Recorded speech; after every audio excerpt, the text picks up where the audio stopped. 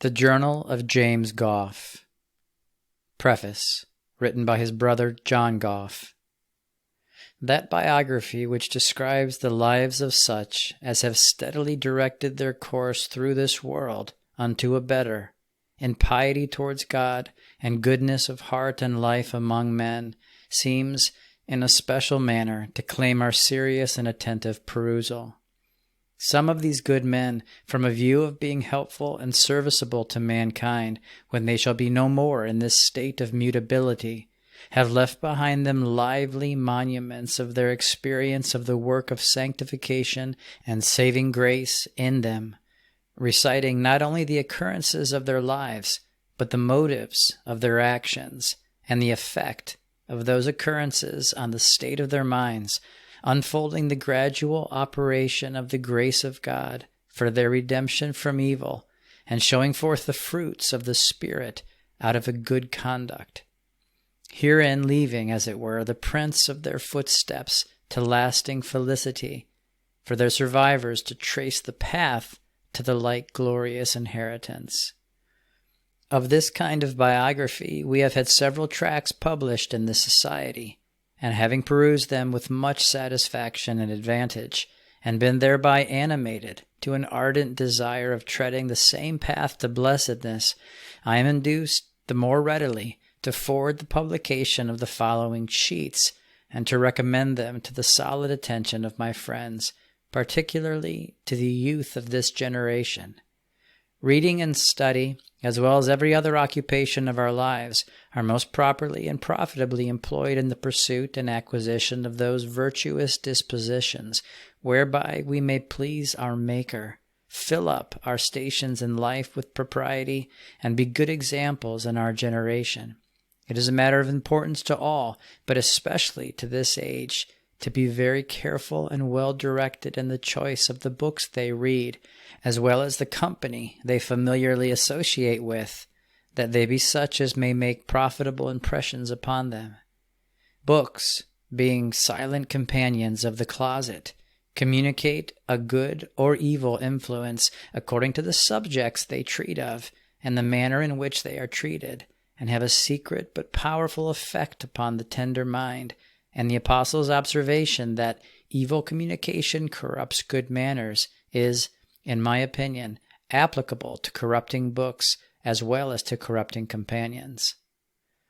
From the clear sense they had of the pernicious tendency of such compositions, our friends, both in private and collective capacity, have been frequently concerned to recommend a care to parents and guardians to prevent and caution youth and others to restrain their inclination to read such books as tend to leaven the mind into vanity, profaneness, and infidelity, under which description are comprised plays, novels, and romances, and all those which have a tendency to lead the mind away from piety, and to oppose or reject the divine authority of the Holy Scriptures. This licentious age, which has produced an inundation of fictitious compositions, romances, and novels in abundance, presents an occasion to revive the caution of our young friends to beware of touching the unclean thing, lest their minds be imperceptibly defiled thereby. Such writings, being adapted to the depraved taste of an indolent and luxurious generation, afford no profitable instruction or real improvement in morals, in understanding, or in the temper of the mind, and the time employed therein is in general misspent or spent to bad purpose. There is but little need to drive away by foolish diversions that precious time which flies away so swiftly of itself, and when once gone, is never to be recalled. Plays, balls, romances, music, love sonnets, and the like, will be a very invalid plea for any other purpose than their condemnation, who are taken and delighted therewith at the revelation of the righteous judgment of God. None, I believe, are better or wiser for the hours they pass in perusing such productions. The greater part of such things, being the invention of corrupt minds, have a very corrupting influence. and those which appear most plausible and too generally formed to fill the head with romantic ideas and airy imaginations, to flatter our pride, infuse a taste for sensual pleasures, nourish our propensity to worldly grandeur and the desire of great possessions, and to bring the mind into a dissipated state, operating in a direction opposite to the grace of God which brings salvation and teaches us to deny all ungodliness and worldly lusts, and to live soberly, righteously, and godly in this present world. For these reasons I am induced to cast in my mite to this concern, of the society I am connected with in religious fellowship, for the preservation of their members from these hurtful pursuits, desiring they may receive the word of exhortation to refrain from unprofitable or prejudicial writings, as well as to peruse with seriousness such as tend to impress the mind with religious considerations and influence it to the practice of piety and virtue.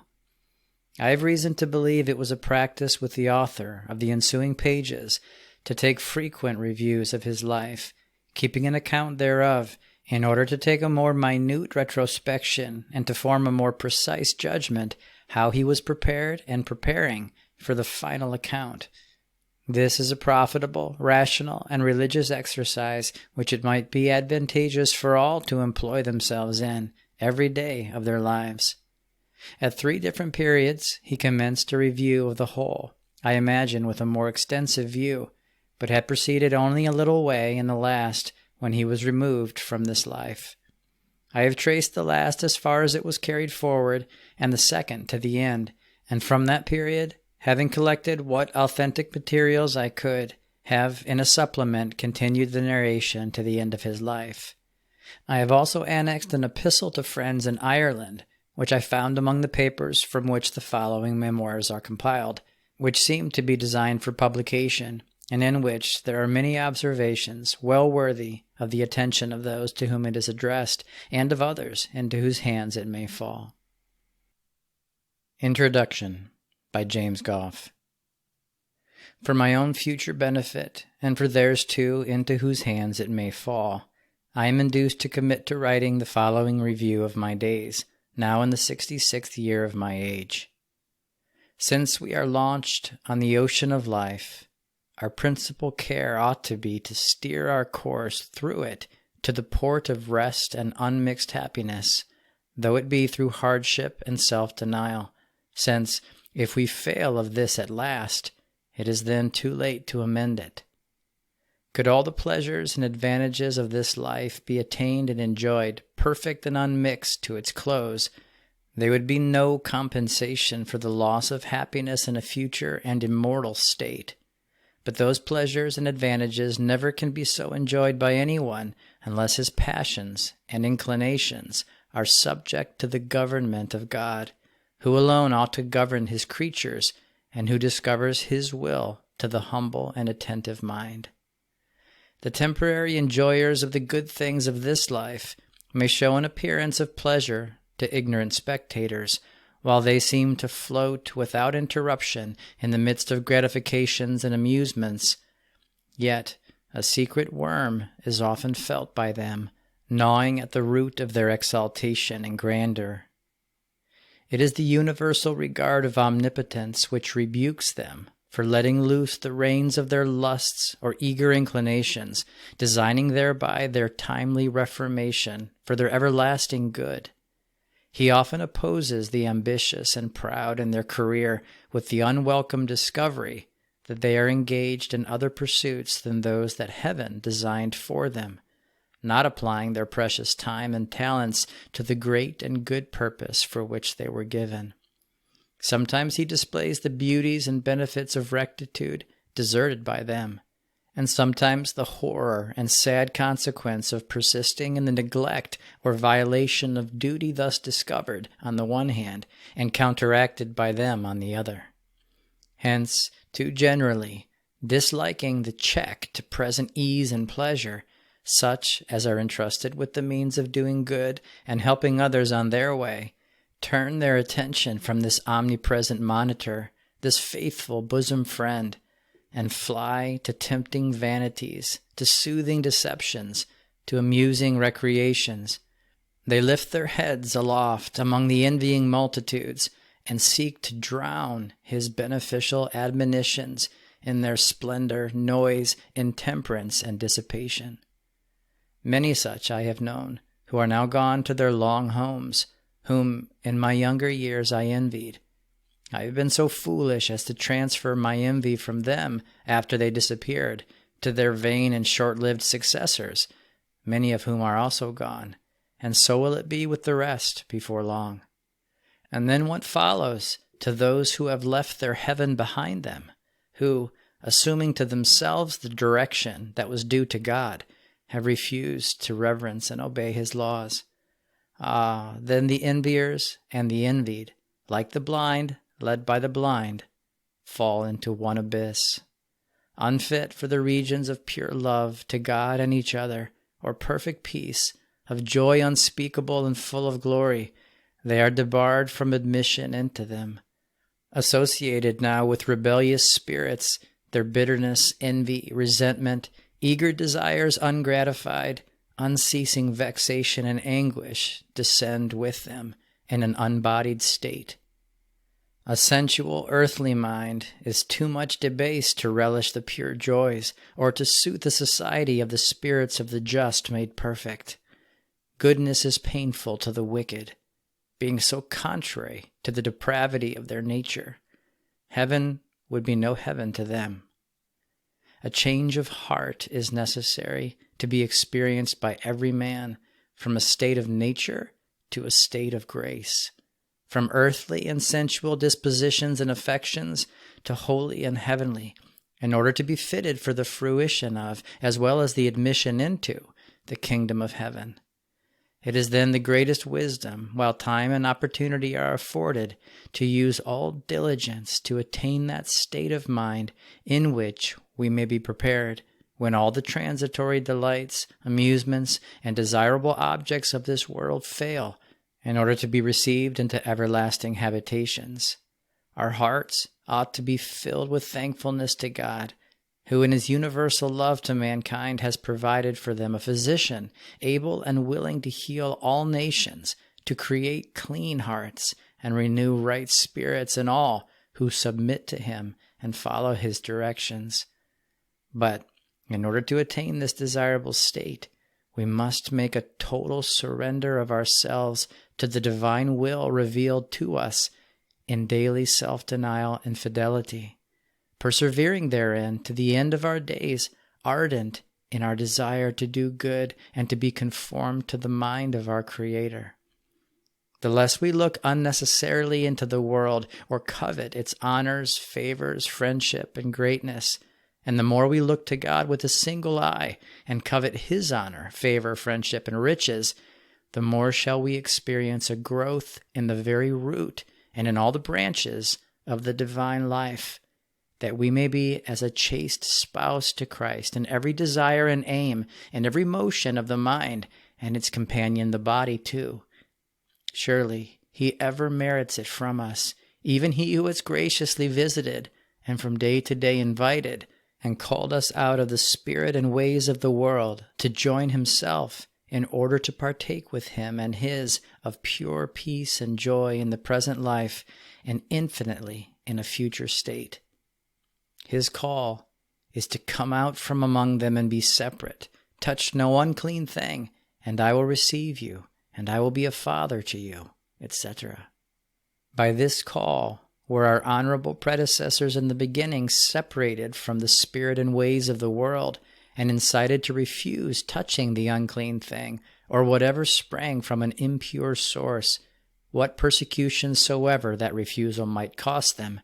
knowing that he whom they obeyed and in whom they trusted would carry them through all opposition, which they experienced to their unspeakable joy to be fulfilled, and many of them testified it to the world, both in their living and in their dying. Those happy men and women, through their faithful labors with the divine blessing upon them, left the Lord's vineyard well fenced and clean, having gathered out the stones thereof, and abounding with the excellent fruits of the Holy Spirit of Christ. After this, degeneracy stole in, a revolting to to the world, imbibing its spirit, resuming its customs, language, and manners, which has since widely spread and overflowed like a flood, broken down the fence, and introduced an unhappy change in the state of our society. Yet there is no change in God or his laws. Oh, then, that we may speedily return back to him and them, and to that state from which we have fallen, else great, it is to be feared, will be our condemnation. Having premised these brief observations, I now proceed to the narrative of my own life. Chapter 1. I was born at Kindle in Westmoreland on the 27th of 12th month, 1712, and my parents, John and Mary Gough, professing the truth as held by the people called Quakers, I received my upbringing in the same profession. My mother, who was an industrious, careful, well-minded woman, taught me to read, and when I was a little more than 5 years of age, I commenced a student in Friends' School in my native town under the tuition of Thomas Rebanks, at which school I continued till my 15th year. Having a good mind and a propensity to learning, I attained with facility and readiness the Latin and Greek languages, and my quick proficiency therein, I being of little stature for my age, excited admiration, procured me the fame of a great scholar, vastly magnified my little stock of attainments, and also introduced me to the notice of several persons of eminence in the town, who would frequently question me in respect to my learning, and were generally pleased with my ready answers. In particular, a distinguished justice of the peace, with his wife, took a singular notice of me, admitting me, young as I was, to free conversation with them, and introducing me at times into grand company which frequented their house. The said justice would say that if my parents would give me up to him, he would send me to the university to receive a proper education. This flattered my ambition, as it was at that time what I heartily wished for. By these means, the seeds of wild nature, the noxious weeds of pride and vain conceit, the produce of every soil, received strength and nourishment in my early minority, and shot up high from my childish age. But, in some measure, to counterbalance these incentives to pride and airy notions, I had the advantage of receiving my upbringing in a place in and about which there lived many worthy friends, whose exemplary lives and religious care and labors often, in my early years, made good impressions on my mind, which, though my own propensities soon effaced them, left fixed upon my breast an honorable esteem for those truly good men and women, with painful reflections under the sense of my own infidelity, and secret wishes for that happy condition which I really believed them to be established in by Christ, their Redeemer and Sovereign. My understanding was enlightened when very young to see both my own deficiencies in duty and those of many others more advanced in years, and I thought, if I lived to be a man, their harms should be my warnings. I remember a worthy minister, Joseph Jordan from Virginia, having had the smallpox at a friend's house in Kendall, and being raised up again, at the first meeting which he got to after it, was drawn out in such a moving manner in his ministry that the meeting in general seemed to be impressed with great tenderness under it, and I then, though but very young, had a share therein. The desirableness of living so as to obtain divine favor seemed to be very clearly and strongly set before our view, and the opportunity had some good effect upon my mind for a short season. Here we may remark the advantage that accrues to religious society and to meetings where they are favored with a number of faithful elders, living ministers, and spiritually minded friends, men of truth, fearing God and hating covetousness. The liveliness of their spirits, the clearness of their sight, and the uniformity of their conduct and conversation qualify them to show the people how they should walk in the pursuit of peace, both by precept and example. Precepts drawn from the living spring of experience, and examples formed by a watchful attention to the pointings and limitations of the truth.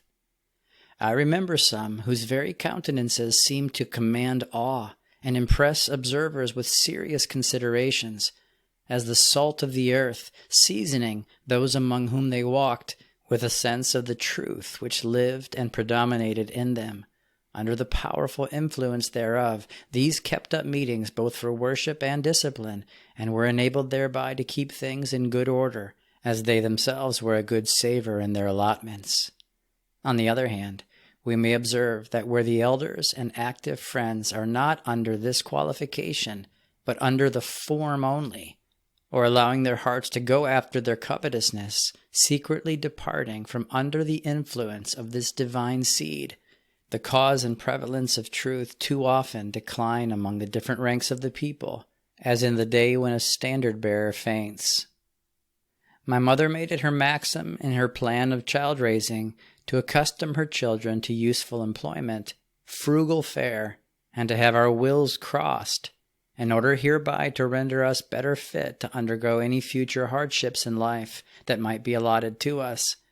And I have reason to think that her care and endeavors, with the examples and labors of good friends, were as to me bread cast upon the waters, which appeared after many days. In the intervals of school hours, she would be for employing me in one useful occupation or another. This I thought a great hardship, and being much mortified thereby, I exerted my wits to evade it, often feigning pretenses of school tasks and other exercises given to me by my schoolmaster, and such like groundless excuses. The great duty of raising children, to discharge it rightly, needs divine instruction and assistance, as much as any duty in life, and therefore parents have need fervently to pray for it, and faithfully to follow it when received. Otherwise, they may be in danger of falling short, and the deviations and miscarriages of the children, at least in part, may lie at their doors.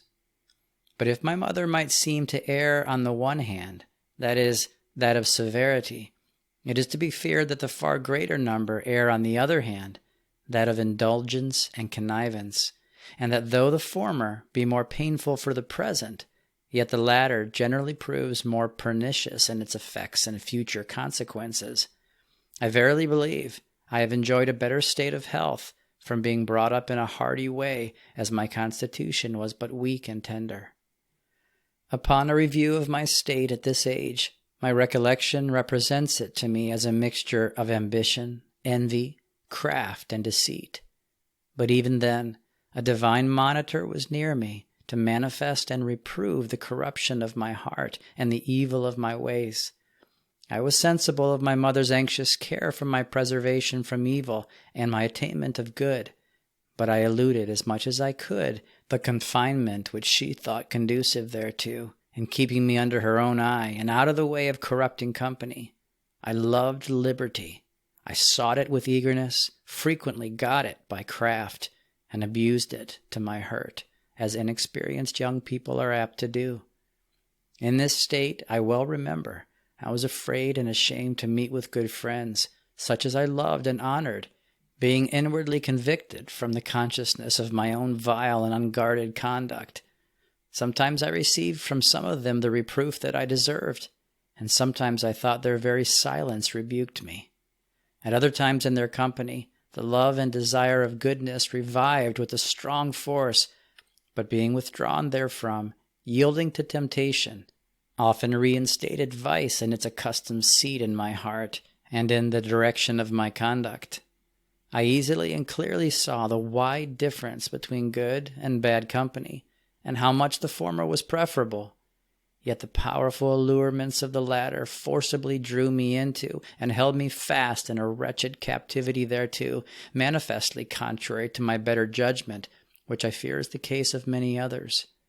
There being a large body of friends in the country of Westmoreland and the adjacent parts, many of our general meetings were very largely attended, and as it was the care of the elders and other friends concerned for the welfare of the youth, to encourage them very early to attend the meetings of discipline for the improvement in virtue and sobriety, I attended many of these large meetings, but too frequently without reaping any share of the real benefit intended by them, or receiving any other impressions than those of vanity and airy ambition, so that, however such meetings were favored with divine virtue and power, the dissipation and absence of my foolish roving mind rendered it like the barren heath, not profiting by the fruitful shower or cheering beams of the sun. There is reason to fear that this may be the case of too many young people who are pleased to go to these large meetings from other motives than those of piety, and being forgetful of the intent and design of them, indulge their corrupt inclinations in very unseasonable gaiety and festivity. What the faithful laborers in the church endeavor to build up, these, in their unguarded conduct, pull down, and sometimes bring reproach and disagreeable reflections on their religious profession. Had these meetings been constantly beautified with a uniformity in the conduct of professors of Christianity, consistent with the divine principle of truth and the doctrines of its faithful ministers, they would have proved of much greater service. For as the truth in itself is unspotted, and its excellency unchangeable, the glory and dignity thereof would have shined forth very amiably and attractively in the eyes of the nations, had not the misconduct of its professors frequently and extensively eclipsed its genuine luster. This merits the solid consideration of all who have been raised or have joined in profession with us, both when they attend such meetings and at all other times. 1727. Being arrived at my 15th year, my mother was anxious to have me put to some business. Through her persuasion, my father, in the course of his travels, spoke to David Hall, the memoirs of whose life are preserved, and for whom my mother had an honorable esteem, and agreed with him to take me as assistant to his school, desiring no other terms from me but my board, and such instruction as he might see I yet needed, which gave my mother great satisfaction. She accompanied me to his house at Skipton in Yorkshire. Here I experienced the advantage of the education she had given me, for thereby I was prepared to submit more willingly to continual employment and hardship. And though many of the boys coming from full houses and plentiful tables thought their fare here poor, as indeed the price for both boarding and tuition was but £8 per annum, yet to me it was in general otherwise. There happened to be in the family at this time 2 youths whose cases or events in life I think not improper to mention by way of caution, but their names I would wish to be buried in oblivion, unless they may yet be favored with repentance unto salvation. The one was a lodger in the house. He was a valuable pattern, and very helpful in the family. I esteemed him to be in a happy condition, and still believe he was so at that time. He had a few words in the ministry, and grew in his gift, but afterwards, becoming exalted, and too fond of applause, he fell into the snares of the grand enemy, and brought a reproach upon the truth and upon the ministry. Oh, what need has he that stands, or thinks he stands, to take heed, lest he fall? The other was at that time an apprentice to David Hall. He was afterwards a minister, well esteemed among many friends, but alas, he also shamefully fell. And what renders the case of these, my former well-beloved friends, still more melancholy, is that though there is balm in Gilead, yet they and others whom the enemy has thus wounded and poisoned will not turn to the physician there, but rather endeavor to have their wounds deceitfully healed. I remember to have heard one of them, who had basely fallen in an unguarded hour, boasting a few years after that he had been washed in the bottom of Jordan and had brought up stones of memorial, and this he declared in an affected ministerial way, when it appeared not to be the case to any but himself, but rather that the poor man was still under the deception of the crafty enemy, willing to deceive himself and wanting to deceive others, while he was at best but very superficially washed from deep defilements.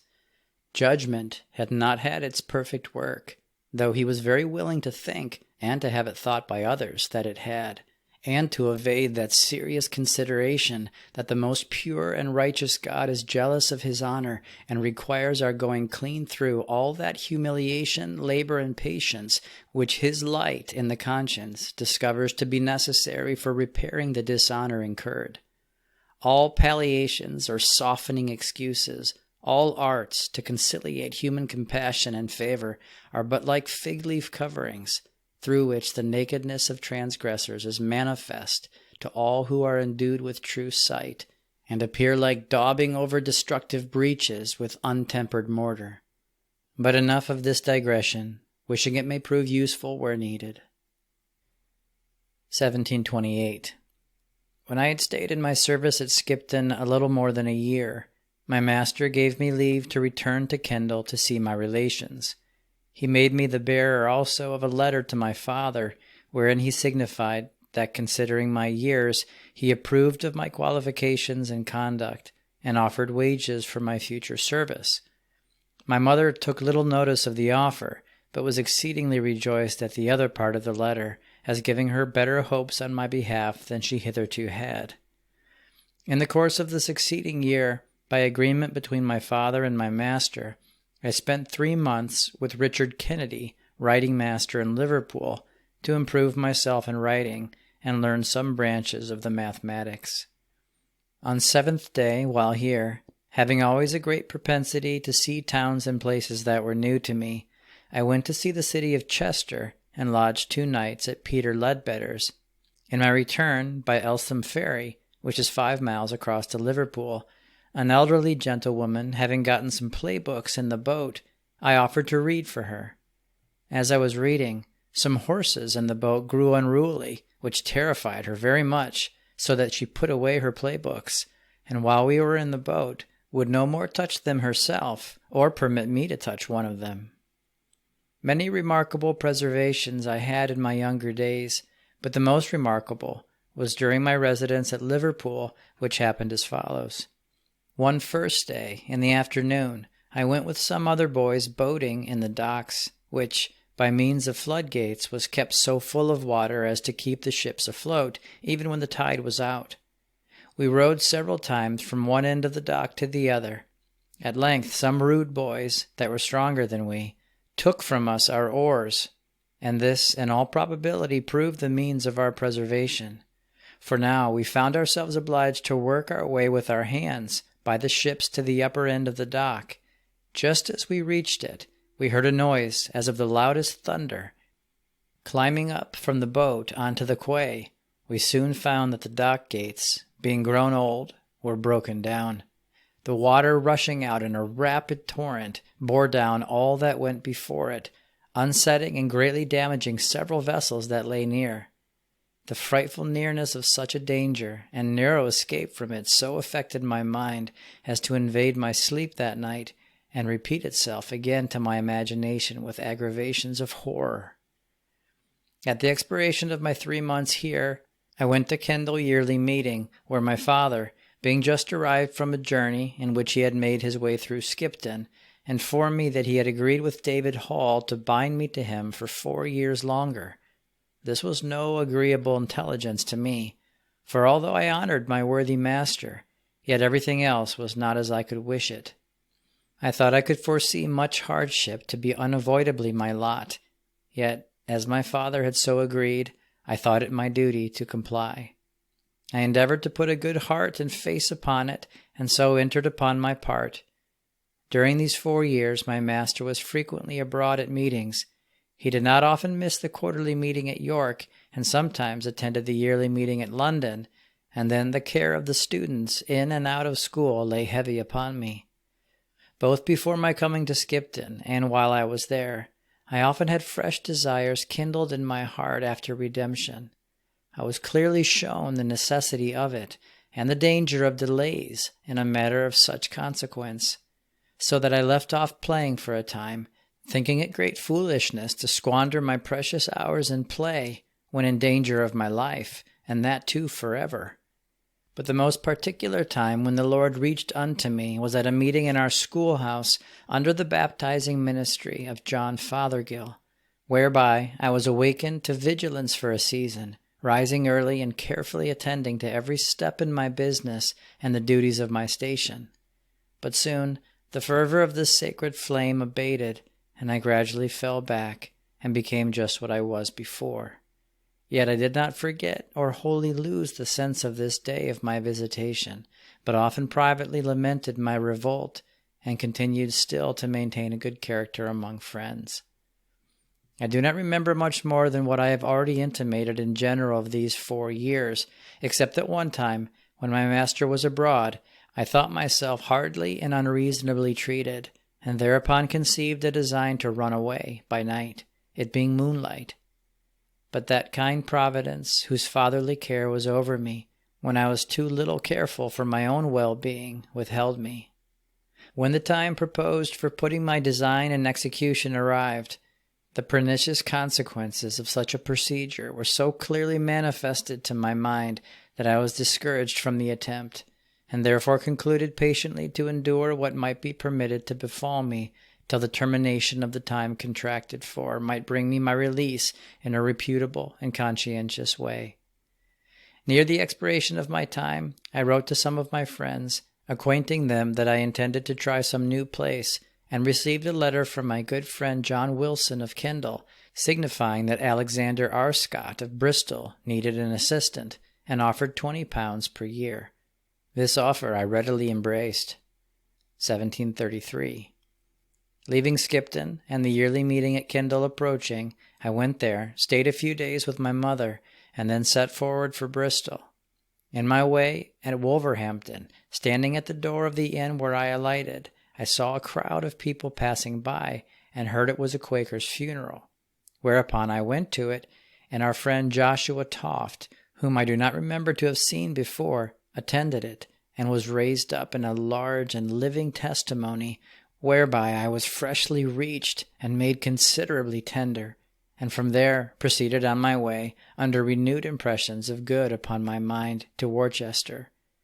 There I met with William Beasley, going to Bristol yearly meeting, with whom I went in company to Gloucester.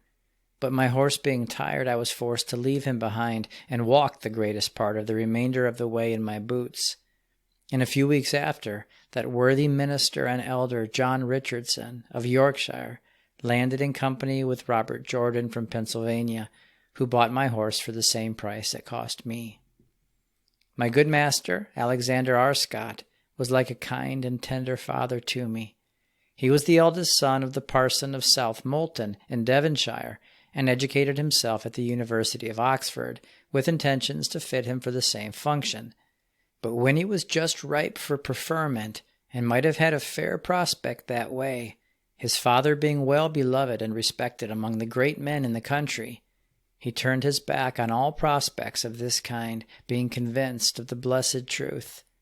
This was a great mortification to his father and mother, who would both sit weeping by him in the bitterness of their hearts, as I have heard him relate. This, he added, pierced him deeply, as he sincerely desired to be a dutiful son to his tender and indulgent parents. A cloud came over his understanding, and the enemy in his own breast suggested that he was acting quite wrong. But, as he humbled himself before the Most High, imploring his direction, he received a fresh sight that he must forsake father and mother for Christ, and be faithful to the manifestation of his will through all events. His parents became afterwards better reconciled to his change, when he was settled in good business in Bristol, where he kept a school for the children of friends and others, from that time till his decease, being about 35 years, and proved helpful to the rest of his father's family in procuring them by his interest places for getting a livelihood. I came up to Bristol quite plain in my garb, as David Hall would not allow any other in his family, and it being the time of the yearly meeting, at a friend's house I fell in company with some well-minded friends, one or more of whom observed to me that many young people had come up in the same way from the north of England to the southern parts, particularly to London and Bristol, and after being there a while, ran into the fashions and customs of those places, till they even went beyond the native inhabitants. I had not only been educated in plainness, but also been inwardly convinced of the foundation on which it stood, and upon hearing this account of the ridiculous folly and instability of my country folks, I was sorry that they had given occasion of such remarks to their dishonor, and took up a resolution to continue steady in my old plain way. I do not know that I suffered any external disadvantage by it, but if I had, the cause of truth is worth suffering for, and the Almighty rewards patient suffering in a good cause. But I found that good friends seemed to love me the more on this account, and even others, who were conscious of their degeneracy, seemed to respect me, as apprehending me to be better than themselves. And I had the most peace of mind in continuing in my customary plainness, though I was like a speckled bird, there being even then very few plain-dressed young people or others in the meeting of Bristol. I have observed that deviating from this path of plainness, which truth leads into, and making departures in dress, opens the way to intimate connection with young people out of our society or libertines in it, and so leads further and further from a due subjection to Christ's kingdom and government, often making them forget and lose the good which they formerly possessed, and consequently draws them along into the utmost danger. Whereas adhering to the truth and its plain path opens the way for safer and more profitable and edifying connections, as I have often found here to my solid inward satisfaction, which I hope I shall never forget. I was now removed far from all my connections, my parents, relations, and the place of my nativity. And here I was a stranger in a strange land, having at first little or no acquaintances in my new residence. In this solitary situation it pleased divine goodness to take notice of me, and to favor me afresh with the merciful and reaching visitation of his love to my soul, and more clearly to reveal his Son in me, whereby I was given plainly to see that my safety here and happiness hereafter depended upon my yielding faithful obedience to his requirings as manifested by his light in my heart, and that his requirings would be only what tended to my real good and lasting welfare. This was a day of my soul's espousal to Christ Jesus. I was overcome with his love and with admiration of his condescending goodness to such an unworthy creature. It being the day of the Lord's power, I was ready and willing to do anything that I saw I ought to do. Having a strong inclination to poetry, I had sometimes at Skipton indulged my fancy therein, but now, when the Lord's power took hold of me, I sacrificed all my idols and burned all my collection of poems, even though some of them were on what would be called good subjects, for they had too much attracted my mind and engrossed my thoughts. I was made sensible that these poems were not my proper business, and that they took the place of what was really so, and therefore I gave them up. I now saw that I must shut out and leave behind what others generally crave and pursue, namely, the vain desires and delights which lead away the mind from the great Being who woos us to true happiness. And indeed my whole delight was in the company of Christ, my dear Lord and Savior. I was directed by him to do all things well, and to bear all things with meekness, as on my part I carefully regarded and practiced his directions. My soul enjoyed the sweet sense of his approbation. I preferred this before all the world, which I saw to be of little value compared with the favor of its almighty Creator. To please him, I thought well worth all the toil and suffering of the day, and the desire of doing it increased my industry and strengthened my patience. Thus I enjoyed a good time, and was often overcome with the love and kindness of my dear Redeemer. In him I had now a father, a guardian, a friend, and an excellent one indeed, who embraced me with the most engaging affection when I applied myself to do everything rightly. All my friends and relations, with all kinds of enjoyment, seemed to center in him alone, for he alone amply supplied all, and having him was having everything that was good. In his presence there could be no lack. It was then no hard matter for me to deny every corrupt desire for his sake, and to renounce the objects which had formerly pleased me too well, and of which I had been foolishly fond. And yet for the rejection of these things, which had done me no good but harm, I ever found him a rich rewarder. In his presence I could envy no man, however rich, eminent, or seemingly happy, but I loved all men as his workmanship, and wished that all would come to him, and in him, and with him, be truly happy forever. Bidding farewell to the world and its vanities, whose beauty and alluring luster were tarnished and eclipsed in my eyes through the superior brightness of the Sun of Righteousness shining in my heart, I loved solitude, that I might seek him, who had now become the life of my life, and wait for his fresh appearing to me, who brought with him not only light to show me my blemishes and defects, but animating fortitude, fervent desire, and divine help to withstand and surmount corrupt habits and propensities, and vigilantly, in the secret of the soul, to guard against the first rising of any imagination or inclination that was not consistent with the pure, holy discoveries of his blessed Spirit. Thus, with the royal psalmist in Psalm 16:11, in his presence I found fullness of joy. My mind was molded into a divine frame, a new creation of pure love to God and to men, wherein the heavens and the earth, in a sweet harmony, seemed to show forth the power, wisdom, and goodness of the one good Father and preserver of the whole. I rejoiced that I had lived to see such a day, wherein I had sure evidence in my own bosom of being translated to a better world, to live forever united to him and his, if I should then be snatched from this. Happy had it been for me had I continued on steadily in my progress towards perfection, through following his guidance towards it. But being in a great city, I sometimes looked out, and thereby again raised sensual desires which demanded to be gratified, and were too often obeyed when in my power, by which I again did harm to myself, and gave away my inward strength and fortitude for walking faithfully, as Samson gave away his to Delilah. Yet I still bore a good character, and many looked upon me as a young man of steady conduct, but by a painful feeling of my own instability, I knew myself better.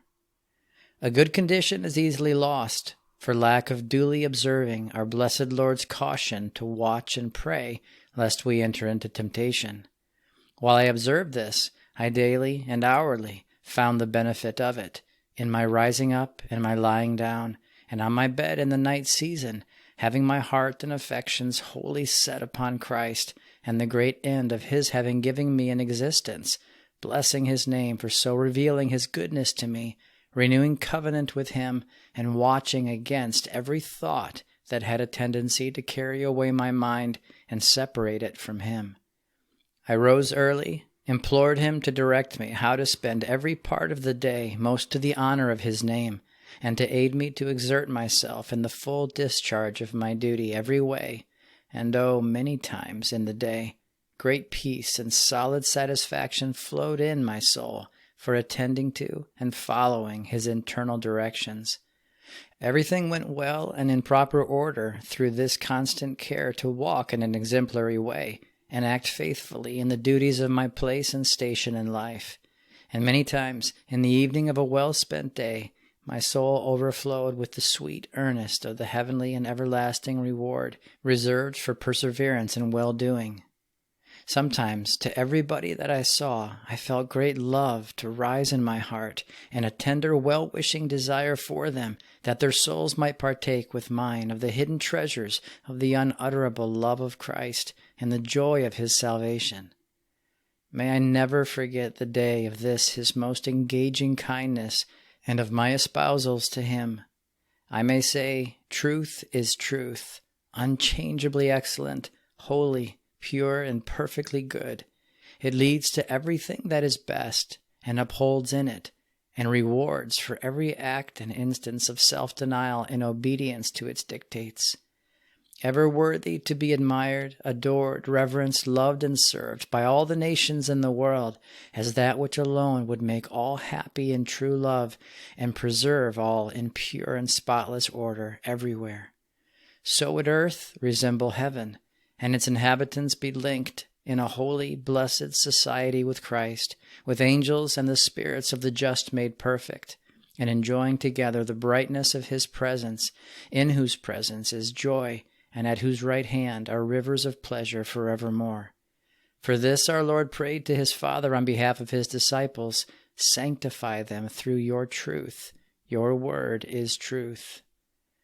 I continued in Bristol upwards of 4 years, living with my worthy master, for whom I had a great and deserved esteem, as an assistant or usher in his school to the time of his death, which happened the latter end of my 4th year there, he being seized with a disease which gradually weakened him, till at last, in a sweet frame of mind, he departed this life, generally regretted by friends and others, having been a man remarkably serviceable, not only as a member of religious, but also of civil society.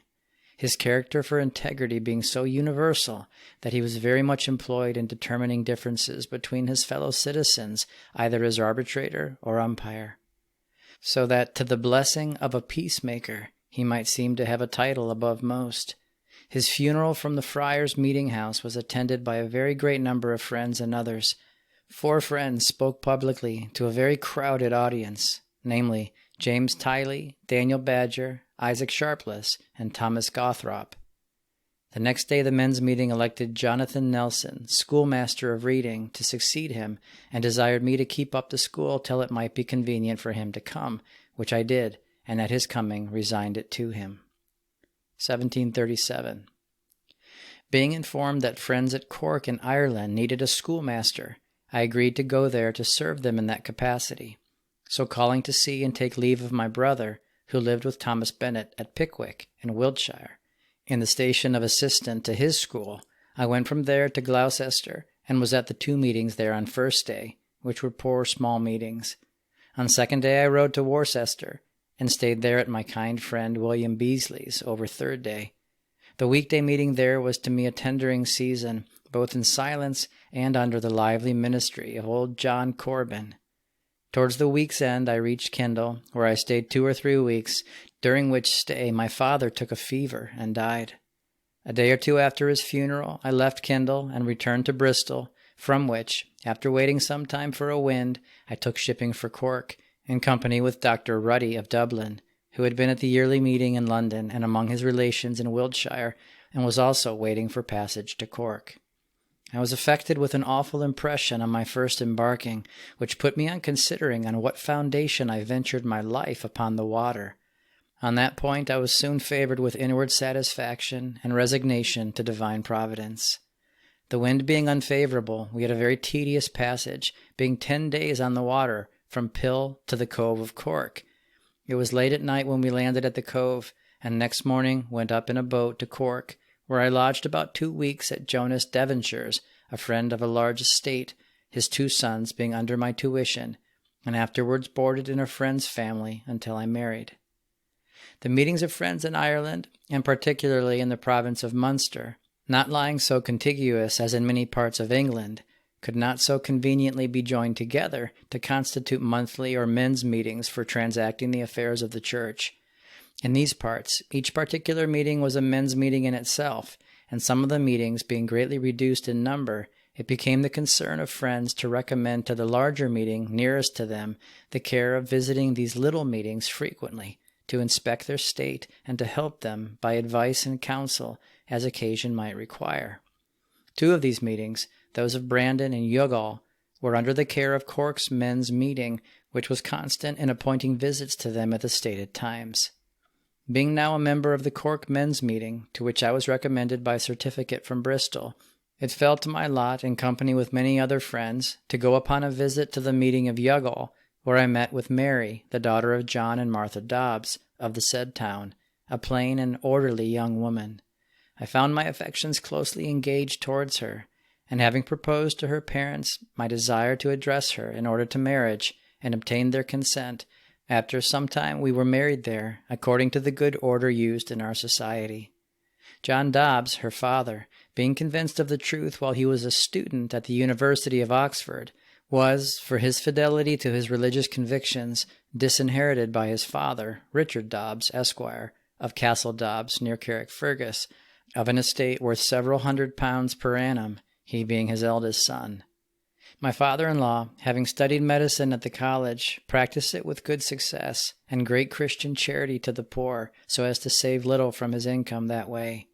He had been the favorite of the family, but upon his joining in society with friends, and giving up his whole heart to follow the discoveries of the light of Christ in his conscience, he was treated by his father with great severity as a rebel, and then cast out as an alien,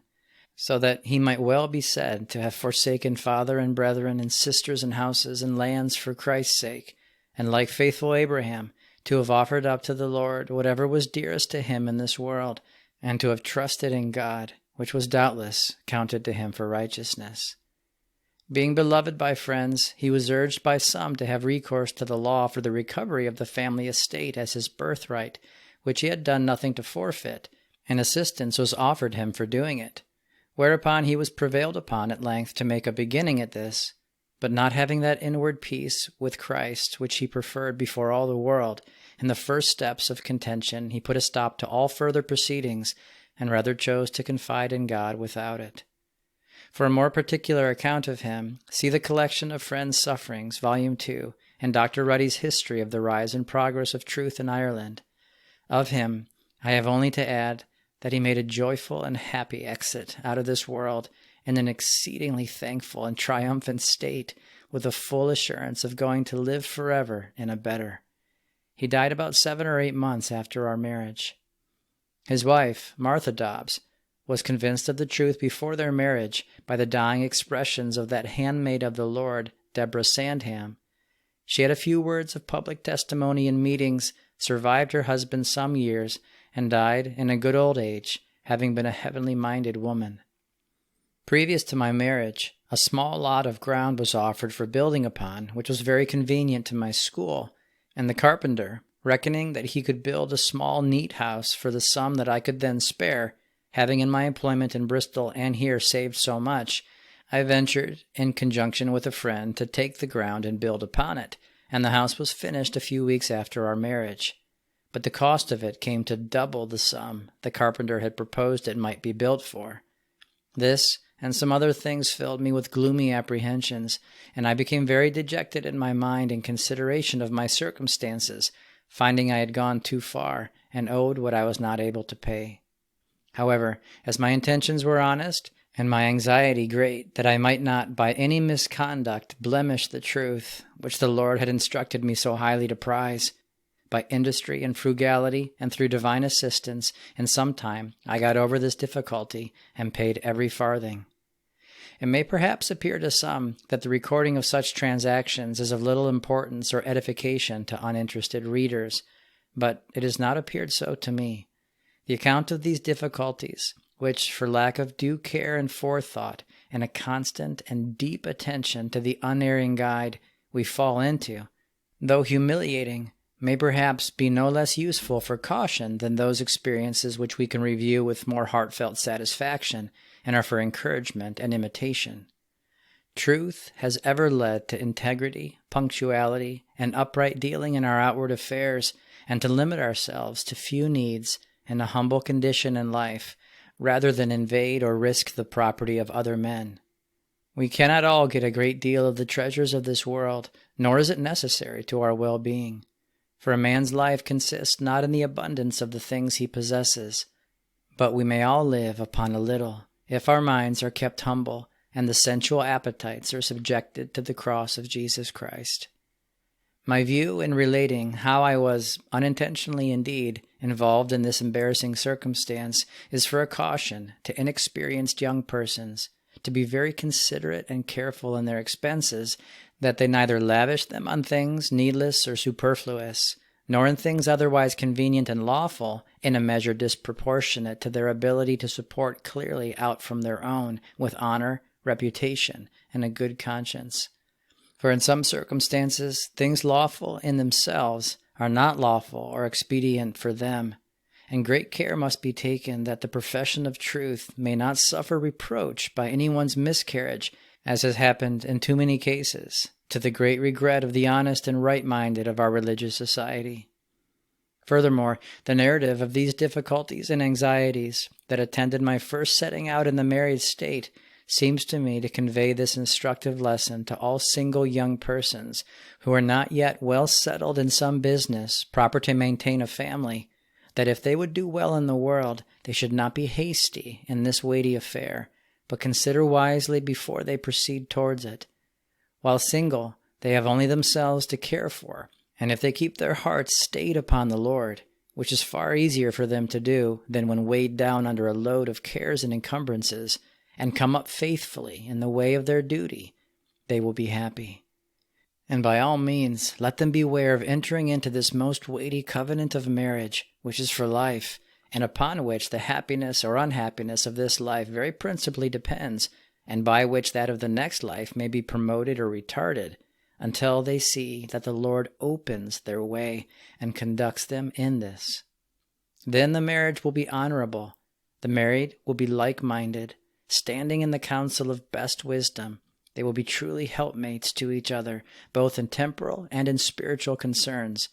joining together with united and prepared hearts in religious and family duties, and strengthening each other's hands for every good word and work, minding the in-speaking word more than the attention or opinions, the approbation or censures of this world. Such, if they have but little of earthly treasure, are happily married. But on any other terms, whether married or unmarried, people are not in a good way, and it is infinitely better to be married to Christ than to be married ever so grandly in the world outside of the divine counsel and covenant.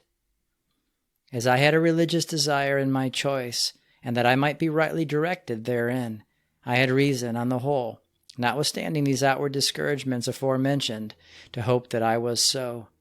For my wife was the child of good parents, from whom she had received a religious upbringing. She was of orderly conduct, innocent and well inclined, and we were in a good degree favored together of the Lord, she being free to give me up to every service I thought it my duty to engage in. Upon my first visit to her, the sense of truth and the solid edifying conduct of her worthy parents deeply fixed the best impressions upon my spirit, so that in my return home to Cork, 20 computed miles, my thankful heart was like a cup filled. The tears of divine joy overflowed and ran down my cheeks the greatest part of the way. In this thankful frame I reached Cork and my friends there, who generally had a love for me, and were pleased to see me and to hear such accounts as I had to give. Chapter 2, 1739. About 4 months after our marriage, being at a meeting at Youghal, my heart was bowed in reverent fear and filled with the sweet influence of God's universal love. It then appeared to be my duty, in the clearness of that light and the strength of that love, to call to and invite those present to come to Christ and yield grateful obedience to his laws. I had been for several years before fully persuaded that this would be required of me as a duty, and had desired never to dare to venture upon it until it should be so required. Upon this duty being clearly presented to me in this meeting, discouragements and obstacles poured into my mind in abundance, such as that if I should deliver the words imperfectly, I should be exposed to much speculation, and become the immediate subject of conversation among such as love to catch and propagate matter of amusement, or that perhaps the like duty might never be required of me again, and in that case I should be likely to be talked of for many years as one who had begun and had not gone on.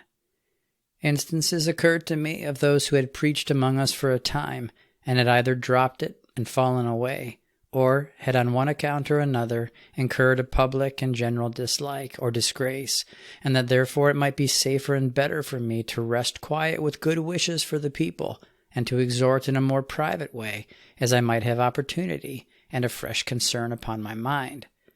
These grounds of hesitation detained me until a friend kneeled down to conclude the meeting in prayer. I then saw clearly that if the meeting should break up without my uttering the exhortation, which was fixed with so much weight upon my mind,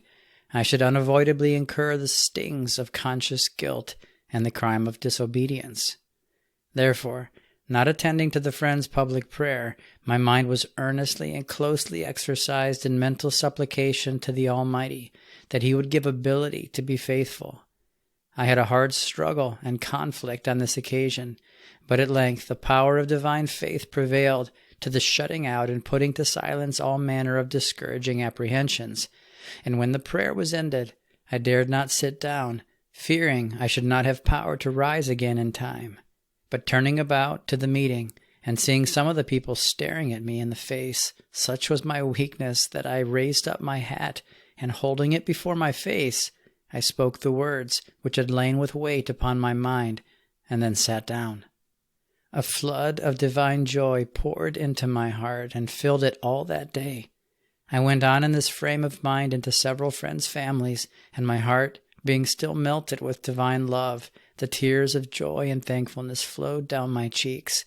which some ignorantly mistook for trouble of mind, saying one to another they pitied me. It was indeed a memorable day to me, for I seemed to myself to be raised above the sordid and sinful inhabitants of this world, and to be admitted a partner of the blessed society of saints and angels, and spirits of just men made perfect, through entire obedience rendered to their God. I had a full assurance in myself that if then sudden death should seize me, I should immediately go to that blessed society, to live in a holy and happy communion with them forever, to adore that God and Sovereign who had so infinitely favored us. And this is the very nature of that truly excellent religion with which our dear Redeemer came to bless mankind. I might give some account of my services and of good effects arising from my obeying the divine manifestation, but accounts of that kind I leave to those who have steered more steadily than I have done, and think it more proper for me to look to the other side of my case, and that with shame and confusion of heart, mixed with humble admiration of divine goodness, which has hitherto been great, and blessed me with a few heavenly and good days, wherein I should not have been afraid of death, or of the awful and tremendous judgment which is to follow it. Oh, that I may, through faithfulness on my part, attain the like again, and that my last day may be my best day. But alas, a consciousness of unfaithfulness in several respects is my present companion, though not according to my will or by design, but through a lack of maintaining a proper vigilance and devotion, and thereby losing the strength which I have sometimes been invested with. Many of our dear, honorable friends of the first generation of our society appear, from the time they were drawn to the pure fountain of light, life, and love, to have adhered thereto with immovable steadfastness to their last moments, and a few I have known in my time who have arisen and steadily persevered, considering the degeneracy of the age, in a faithful attachment of soul to that grace and truth which is come by Jesus Christ, and that have washed their robes white in his blood, and have kept their garments unspotted. But very few have come up to this height, and so continued as with their feet fixed upon Mount Zion. Very few have got over the opposing mountains of human respect, selfish regards, sensual appetites, desires of the ease, honors, and profits of this world, all of which tend to debase the soul, darken the judgment, eclipse the brightness of heavenly light, blunt the edge of godly resolutions, and contract the corrupting leaven and spirit of this world. It is lamentable to reflect how many in our age, even the anointed sons and servants of the Lord, have by these means gradually declined and dwindled, and at length totally fallen off, as Judas did from Christ, and Demas from his faithful apostle, and made shipwreck of faith and of a good conscience, and brought lasting disgrace on themselves and on that good cause in which they had been honestly and humbly engaged. Yet truth changes not. It is the same still, and still able to preserve from falling, to build up, and to give an inheritance among all who are sanctified. I remember that the above considerations made me earnestly pray that since I had given up and put my hand to the plow, I might never look back to Sodom again, like Lot's wife, but rather suffer anything in this world rather than disgrace the cause of truth and righteousness. Encouraged as above, I proceeded to minister in public meetings when I had something given to me for that purpose, through which exercise my gift became gradually enlarged. But alas, I too often made false steps in my public ministry, as well as in my thoughts, words, and actions in private conduct, for lack of self-love being more mortified and subjected to the Spirit of Christ, which teaches divine wisdom. Being of an active, natural disposition, it became a cross to me to be silent when it was best to be so, and sometimes, after I stood up, I continued too long, till the testimony as to the life of it had flattened and grown tedious to the hearers. I wanted, too, to imitate some others who I thought preached finely. Thus the enemy of man's happiness continually seeks to tempt every class in the church militant. As the eye is kept single to the holy head, and the body full of light. In the light he is discovered in all his approaches and transformations. But I was not constantly enough on my guard against his stratagems, and therefore was sometimes seduced even to think I did well when I was zealous, though not according to true knowledge, nor to the honor of the great name of Christ our Lord. For he is most honored by the subjection of self, and by divine love, coupled with humility and patience. Among the many good institutions which the discoveries of heavenly wisdom have established in our society is that of faithful elders, appointed to watch over the flock and over the ministry, which has been found to be very useful. And though the love of self-honor made me sometimes bear hardly the reproof of a friend, yet I have afterwards, as in the cool of the day, discerned the expediency of it, and been induced to desire to be more careful in the future, and to be willing to receive advice as well as to give it. O you, whom Christ calls into the work of the ministry, or any other office, give up your lives to him and it, both to do and to suffer what he may order or permit. For the vessels of the Lord's house are to be of beaten gold. Every son whom he loves he rebukes and chastens. Therefore ever receive with a good mind the counsel or the reproof of a friend. If others revile and taunt in bitterness and wrath, in haughtiness and insult, as whoever will live godly in Jesus Christ must suffer persecution, yet all things will work together for good to them that steadily abide under Christ's government. Our nature, having in it much dross, and by long habit contracting an increase of it, cannot be refined from it except by fiery trials, nor have its evil humors purged out but by drinking the bitter cup. Applause pleases the creature, but greatly endangers it. Suffering in spirit, though more painful, is much more safe. O then, you who have rightly begun, and favorably advanced in the work of truth or in the ministry, look well to your standing, and guard against the transformations of your unwearied enemy. When we first began, our single view and desire was to obtain divine approbation, and that peace of soul which results from it, to die to ourselves and to all the world, to know no man after the flesh, nor be known by them, but only to know the Lord, and to walk and act under his immediate notice and approving favor. But afterwards there has mingled herewith the desire of human notice, of popular applause, of worldly advantages and indulgences. Thus some ministers, as well as others, who have given up their names to follow the Lamb, have slipped into a mixed state. In them the spring, once pure, has become muddy, and the sacred fervor has dwindled. Though they have retained the form of godliness, yet its conquering power and fortitude have gradually died away, and left them as weak and unable to resist temptations as those who have never assumed that form. This has been the case of many dry worldlings and sensualists in our society, who, far from helping the cause which they professed a value for, have greatly hurt it, and given a handle to libertines to make both it and them the subject of their derision. When the humble regard and love of God singly presided in my heart, then I have been disposed to receive the advice or the rebuke of a friend in the love in which it was given, and to bear with Christian meekness the taunts and insults of insensible hearts and unguarded lips, undisturbed thereby. But when I have slidden off this foundation, then they have discomposed my mind and agitated it with selfish and uneasy resentments. I have not so often met with this kind of return to my ministry as I have with applause, which indeed is an intoxicating and pernicious cup for any to drink without great fear.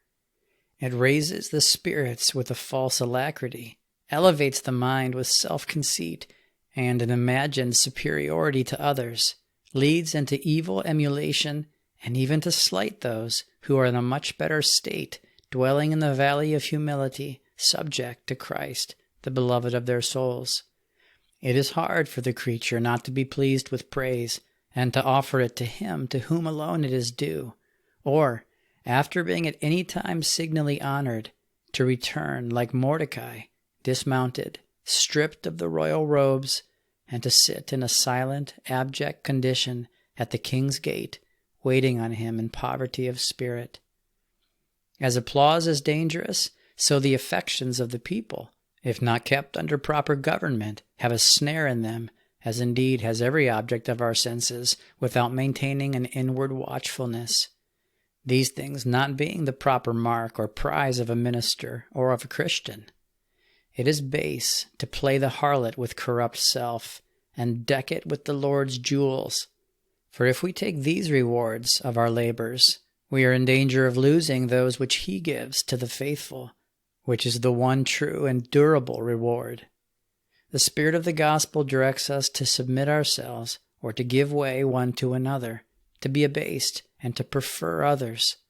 the strong to take the weak by the hand, and all to imitate the holy pattern of Christ, who was meek and lowly in heart, and stooped to wash the feet even of His disciples and servants.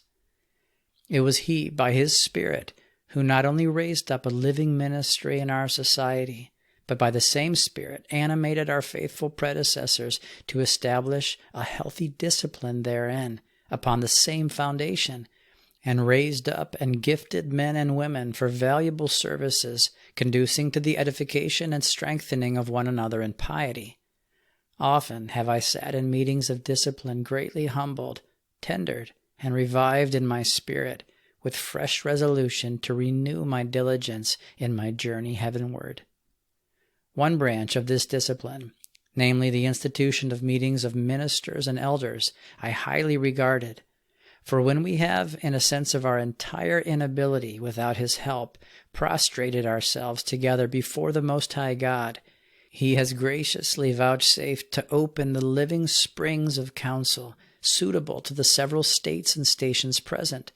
tending to stir up to diligence and devotedness in His service, and pointing out in the opening of gospel light the snares and dangers waylaying the spiritual traveler in his journey.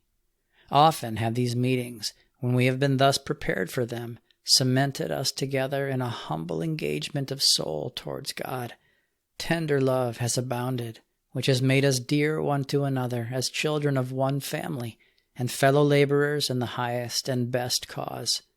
Christ our Lord has favored us with His presence and sovereign power, and made us partakers together of His heart-tendering goodness, and of a near communion and divine fellowship with Him through His Spirit, and with each other therein, renewing our ardent concern for the honor of His name and the promotion of His truth. But when this preparation has been lacking, and inattention and absence of mind have taken place, then we have been barren as the dry heath, and like the earth, covered with darkness, without form and void, when the Spirit of the Lord moved not on the face of the waters. Both the immediate and instrumental springs of lively and clear counsel and consolation have been closed up, and the edification and watering of the flock has been withheld. This has caused living zeal, and even the attendance of those meetings, to decay, and to yield to temporal affairs and temptations, to the hurt and loss of many.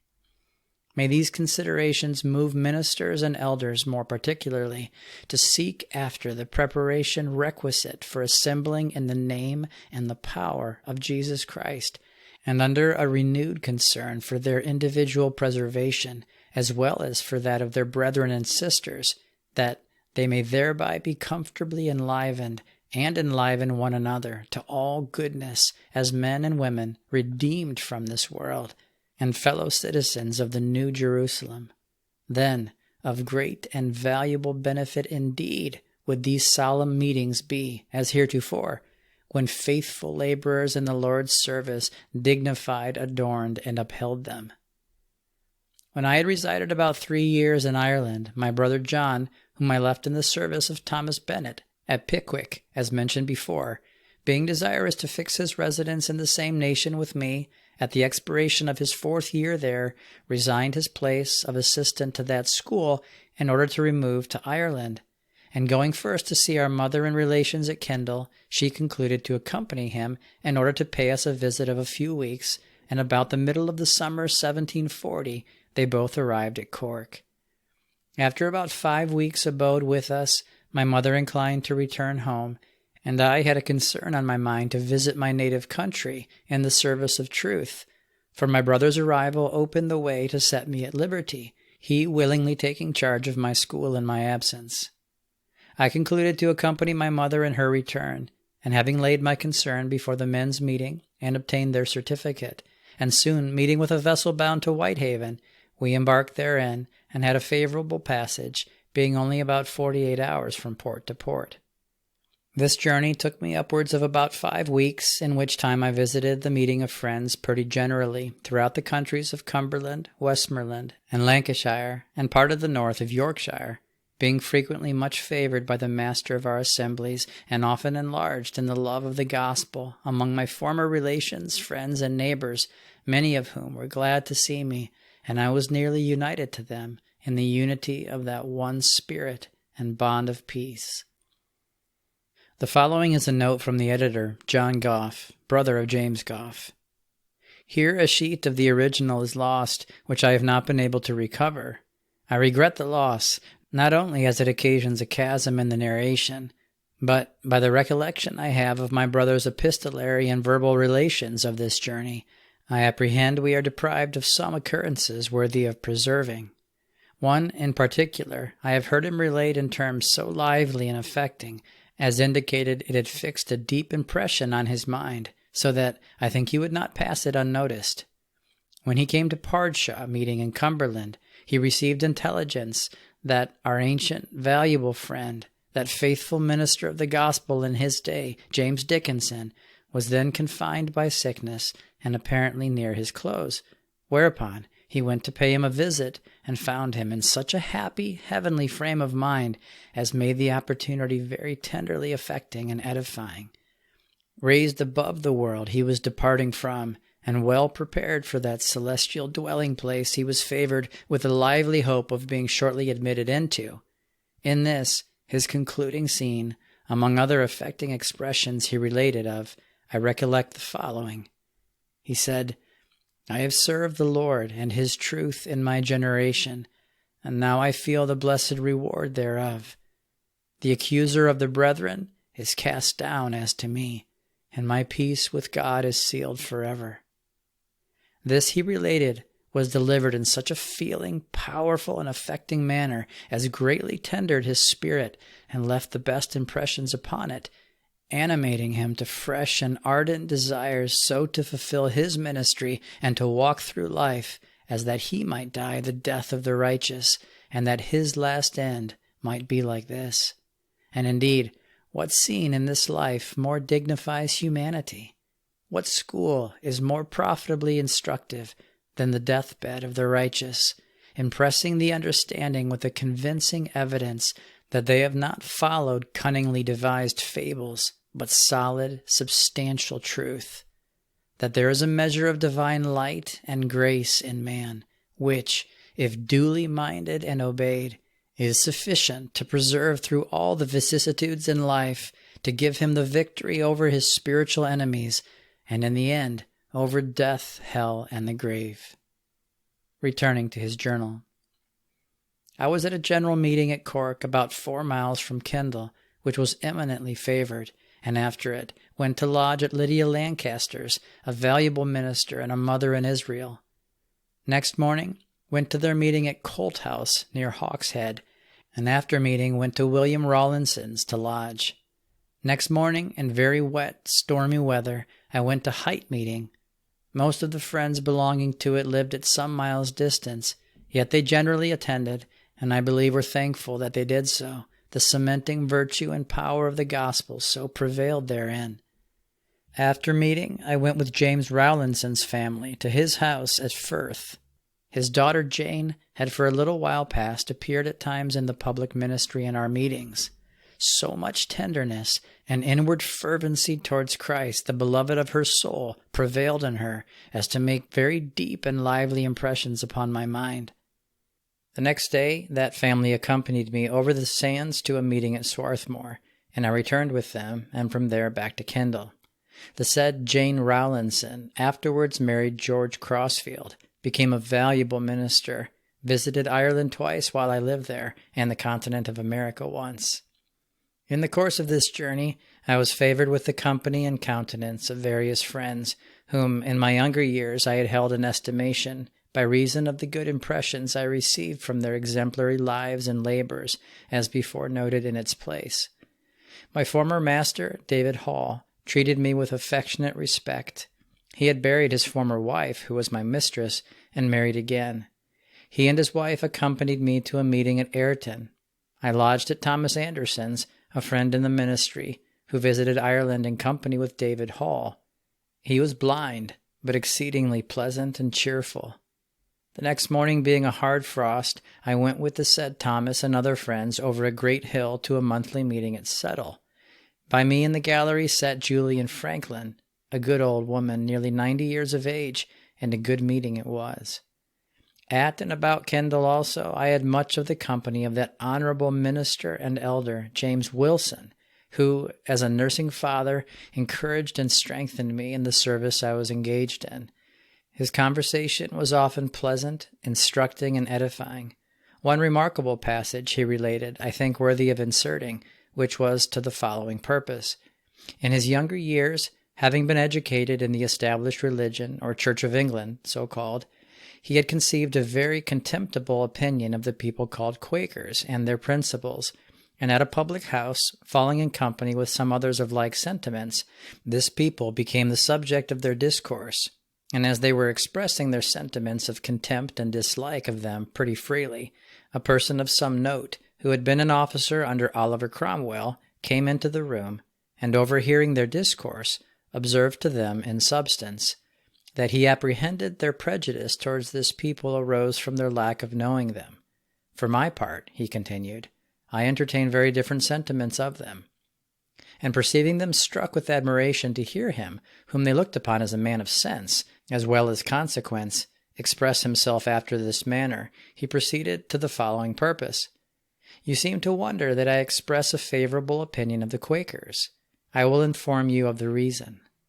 After the Battle of Dunbar, as I was riding in Scotland at the head of my troops, I observed at some distance from a road a crowd of people, and one higher than the rest, upon which I sent one of my men to see and bring me word what was the meaning of this gathering. And seeing him ride up there and stay, without returning according to my order, I sent a second, who stayed in like manner, and then I determined to go myself. When I came there, I found it was James Naylor, preaching to the people, and with such power and reaching energy as I had not till then been a witness of. I could not help staying a little, although I was afraid to stay, for I was made a Quaker, being forced to tremble at the sight of myself. I was struck with more terror by the preaching of James Naylor than I was at the Battle of Dunbar, when we had nothing else to expect but to fall prey to the swords of our enemies without being able to help ourselves. I clearly saw the cross was to be submitted to. So I dared stay no longer, but got off and carried condemnation for it in my own breast. The people there, in the clear and powerful openings of their states, cried out against themselves, imploring mercy and a thorough change, and the whole work of salvation to be effected within them. Ever since then, I have thought myself obliged to acknowledge on their behalf, as I have now done. This, James Wilson said, proved the first step towards his convincement of our principles, inclining him to go to one of our meetings, which before he had had an aversion to the thought of, from the prejudice above hinted at. In those days, the meetings of our friends were more eminently favored with the divine power, as they lived more devoted to Christ, and consequently more abounding with his love flowing in their hearts. I believe that Isaac Alexander was also instrumental in his convincement. I find it recorded in the 3rd volume of Piety Promoted that the said Isaac died at his house. Of him he gave me the following account, that, being in himself an illiterate rustic, soon after his convincement he appeared in the ministry in a lively and powerful manner. A neighbor of his, having heard of his becoming a preacher, could not tell how to sufficiently express his surprise. He made it the subject of his discourse from place to place, deriding him who had no learning for presuming to preach, and the people for allowing him. This man then attended the funeral of that great and good woman, Anne Cam. The meeting proved an exceedingly enlightening, tendering opportunity, and even this derider was contrited and humbled therein. Isaac Alexander was eminently raised up in his gift to set forth the goodness and the justice of God, the glory of truth, the happiness of obeying it, and the lasting unhappiness of neglecting and rebelling against it. The man was so thoroughly penetrated with the clear sight of his own case that after Isaac had finished, he stood up in that very large assembly, acknowledged the crime that he had been guilty of, and begged the prayers of all good Christians that it might be forgiven him. I mostly finished my service in England in this journey with the quarterly meeting for Lancashire at Lancaster, and that for Westmoreland at Kendal, held in succession. At the former, I met with Abraham Fuller of Dublin, who had accompanied Moses Aldridge from New England in his religious visit to friends in Scotland, and was now, as well as myself, on his return home. Our meeting, being quite unexpected, was a very pleasing surprise to us both, especially as we were likely to be companions to Dublin. Here also I met with Samuel Fothergill, who was then young in the ministry, but even then appearing with a solemnity, brightness, and gospel authority which gave friends lively hopes of his proving, as he did, through the succeeding ages of his life, a bright and shining light, a vessel of honor indeed, of eminent service in the Church of Jesus Christ. The public service in the said quarterly meeting fell to the share of us who were young, though many weighty, experienced ministers were present, and our good master being with us, it proved a refreshing, satisfactory, and edifying meeting. From Lancaster we went directly to the quarterly meeting at Kendal, which was also a good meeting, and the beginning of the succeeding week we proceeded to Whitehaven, in order to take shipping for Dublin, where we arrived on the 7th day following, and I lodged at Joseph Gill's. I attended the meeting there the next day, and heavenly help being near, I was furnished with ability and matter to minister to the general satisfaction and edification of friends and the ease of my own mind. And my being at that time quite a stranger to most friends in that city, and coming quite unexpectedly, occasioned pretty much inquiry among them. From Dublin I proceeded to Limerick by Mount Malik, Mount Rath, and Kilconnermore, where John Ashton was then living, a valuable, good man, little inferior to most I have known, in my estimation. Although not eminent for great and shining abilities, he was a shining light in the country where he resided, in love and in good works, a man of great humility and fervor of soul for the promotion of piety, much beloved and esteemed of his neighbors and friends. When I came to the good old man's house, being now near 80 years of age, he was very much indisposed, and it being about the middle of the 10th month, and the friends in that part being late with some part of the harvest, he proposed, notwithstanding his infirmity, to accompany me to Limerick, a great day's journey for him, even when he was well, and his relations, apprehending it too hazardous for him to undertake under his present indisposition, endeavored to dissuade him from it, which made me desirous that he might not suffer in his health, or meet with any dissatisfaction of mind. It proved a fine day. He grew much better, and his conversation was very edifying. Our friends at Limerick rejoiced greatly to see him, being the last time of his being there. Next day, being first day, we had 2 comfortable meetings there. On 2nd day morning at parting, he told me he was well paid for coming. He remained well and hearty the winter following, and the next spring set forward towards the half-year's meeting at Dublin, but having reached Birr, he found himself unable to go further, returned home, and after a short illness departed this life, leaving behind him a general testimony all around the country on his behalf as one who had eminently served God, loved mankind, and was greatly beloved by almost everyone that knew him. He and his wife were both convinced at one meeting at Birr through the powerful ministry of that able and eminent minister of the gospel, Thomas Wilson. Coming out of that meeting, they said to each other, "The way of everlasting happiness has been clearly laid down before us, and we are resolved to walk in it, come life or come death." Not long after, John was thrown into prison for his Christian testimony against the oppressive and anti-Christian yoke of tithes, Being used to work outdoors, he was at a loss how to employ his time in prison, but soon learned how to make gartering and laces. When at liberty, he and his wife constantly, twice a week, attended the meeting at Birr, generally walking on foot there, being about 7 English miles, over a very bad road, wading through a river in the way, both going and returning. In winter, in crossing this river, they sometimes had ice to break, and John said he had wept to see the blood on his wife's legs in coming through it. In those days, truth was precious to its professors, who also possessed it, and no difficulties or dangers could prevent them from getting to their religious meetings to enjoy the renewings of divine love and life with their brethren. This good man also took great pains to get traveling friends to appoint meetings at his house, and then to acquaint all the people thereof several miles around, traveling for that purpose by night as well as by day, in the winter season and in severe weather, and underwent much reproach for this labor and diligence.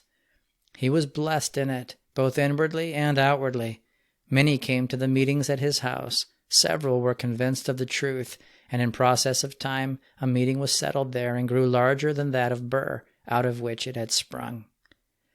At the time of his joining our society he was in low circumstances, but through industry and the blessing of heaven he grew rich and did abundance of good, being singularly hospitable, liberal, and charitable. At the above-said meeting at Birr, through the ministry of Thomas Wilson, there was also convinced his wife's daughter, Mary, the wife of James Shepherd. This was a great mortification to her husband, who tried various means to reclaim her. At length, a noted preacher, being about to preach at the worship house where he attended, he proposed to his wife that if she should go with him to hear him, he would go with her afterwards, the next Sunday, as he called it, to the meeting at Birr, to which proposal she assented. She went accordingly, and heard fine words and eloquence, but that was not what her soul needed. Next day, pursuant to his engagement, he went with her to Birr.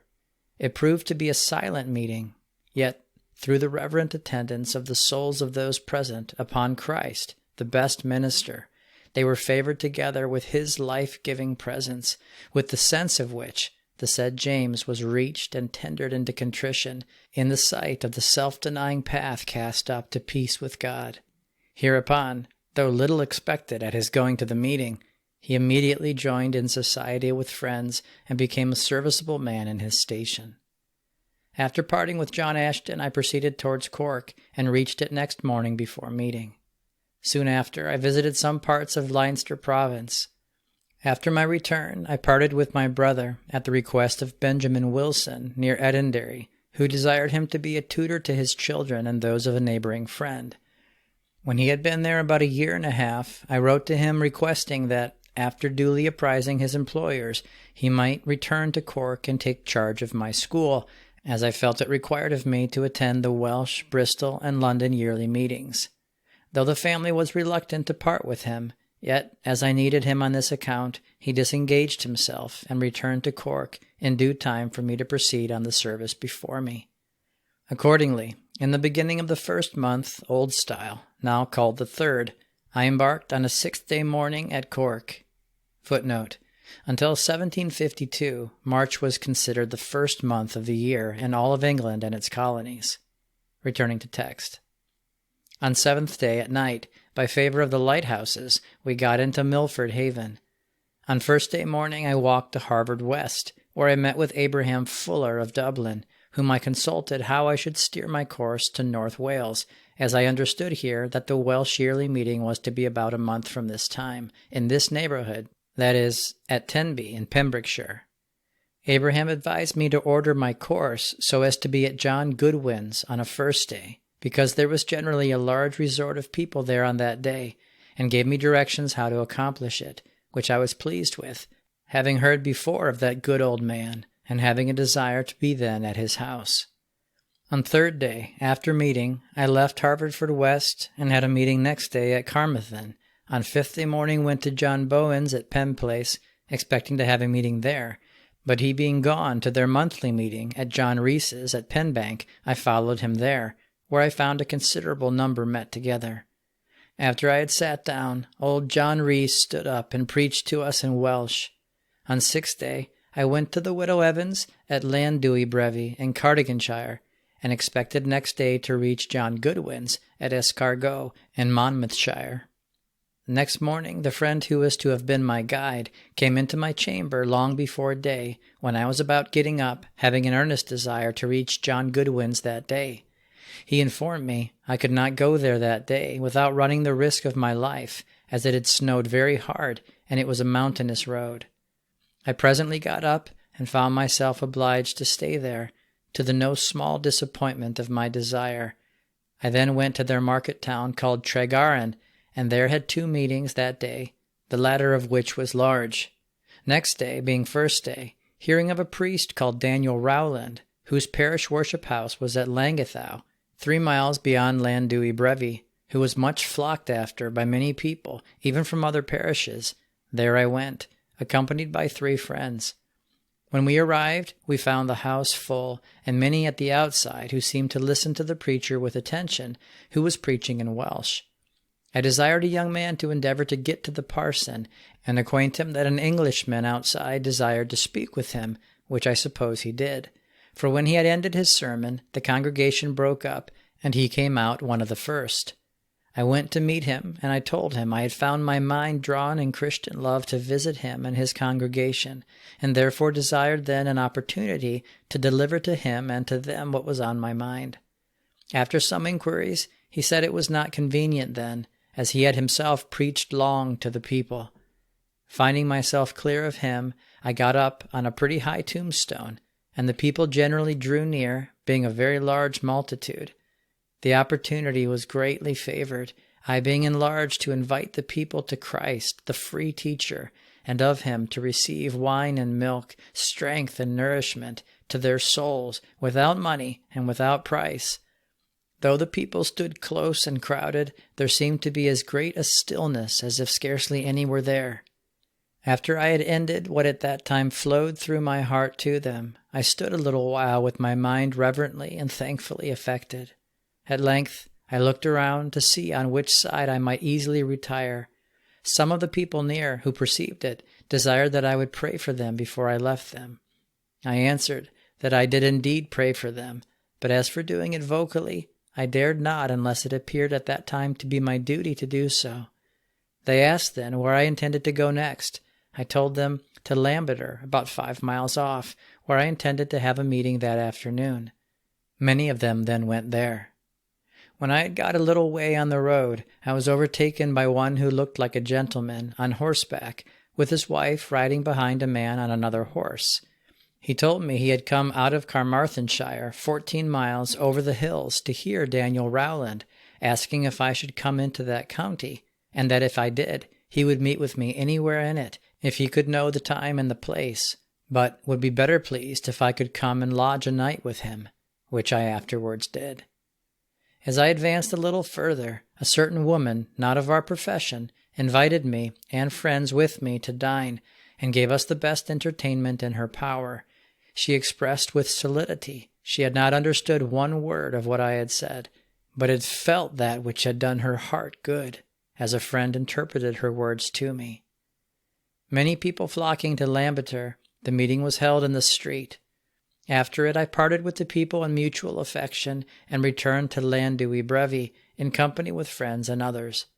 I was at this time much overcome with the Lord's goodness, and thankful for the aforesaid disappointment of my desire, believing it to be in the ordering of best wisdom for the service of the day, being filled with the comfortable hope I was in my proper place, which caused the tears to run down my cheeks most of the way I had to ride.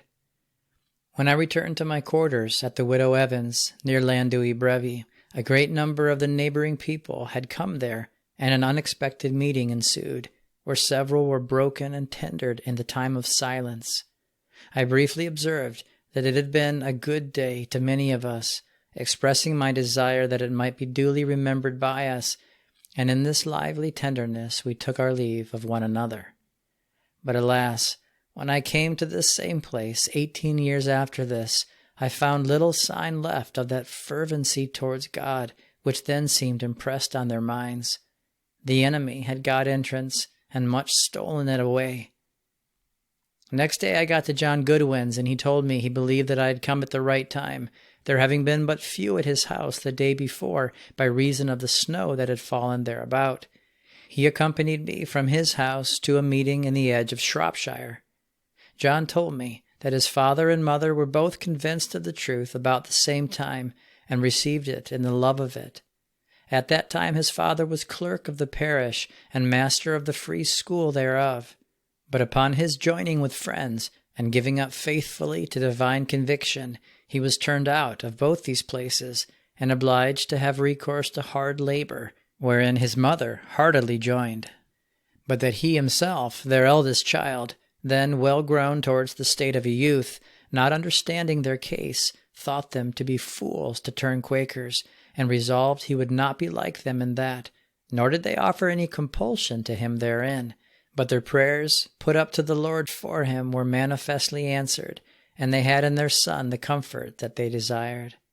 At this time friends were grown numerous in Wales, but soon after, upon the encouragement given by William Penn, most of the friends in some parts of this principality removed and settled in Pennsylvania, and among the rest John's father and mother, with most of their children.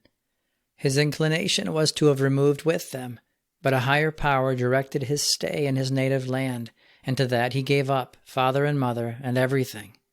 This good man recounted the great favors of the Lord to him all along to that day in the following words: "When the Lord pointed our poor Wales as a field of labor for me, he promised that if I was faithful to him in it, he would be with me and favor me therein. And now I have in my heart a testimony for him in my old age, that he has abundantly made good his promise to me, both outwardly and inwardly, far beyond what at that day I could have expected. Which favors in various respects he related to me in a very edifying, thankful frame of mind.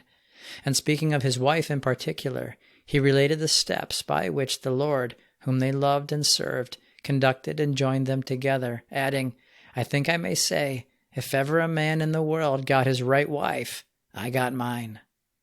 He further told me that he lived and maintained his family on a farm of £4 a year, but at length had purchased it and improved it, so that at that time he reckoned it worth £6 a year. The first journey he traveled in the ministry, being to visit friends throughout Wales, he had then got clear of all debt, having above 40 shillings in all, and he was free to spend it if there was occasion in the Lord's service, knowing that he could give him or enable him to get more. He told me that the first time he began to entertain traveling friends, most of the meeting having gone then to Pennsylvania, he had but one bed, which he left to them, he and his wife taking up their lodgings in the stable. Many have been convinced by his ministry, and I have esteemed him one of the principal worthies of our age. The foregoing narrative of this worthy elder was edifying and profitable to me, not only at the time, but frequently since, in the review and recollection thereof, and I thought it worthy of recital, as conveying profitable instruction to every class of readers, whether of high or low degree. To the former, a lesson of instruction, how humbly thankful they ought to be to the gracious giver of all good things for his extensive bounty to them. When we consider this truly good man, in circumstances we should reckon low indeed, and a manner of living suitable to his circumstances, bearing a lively and grateful testimony to the goodness, mercy, and truth of the Lord and his gracious dealings with him. Also, when he dedicates his little all, in faith, to his Lord's service, does he not, in the silent and reaching language of example, convey this intelligence to your soul, who are blessed with abundance? Go and do likewise. Honor the Lord with your substance and the first fruits of all your increase. Love mercy and walk humbly with your God, deeply pondering in your heart how much you do owe the Lord. Those of low circumstances from here may learn that happiness is confined to no station in this life, but is the result of observing the law of God in the inward parts, being, as it prescribes, content with the things which we have, not minding high things, but reducing our desires to the level of our station in life, that so we may fill it with propriety and act our parts well. If we thus walk by the unerring rule of truth,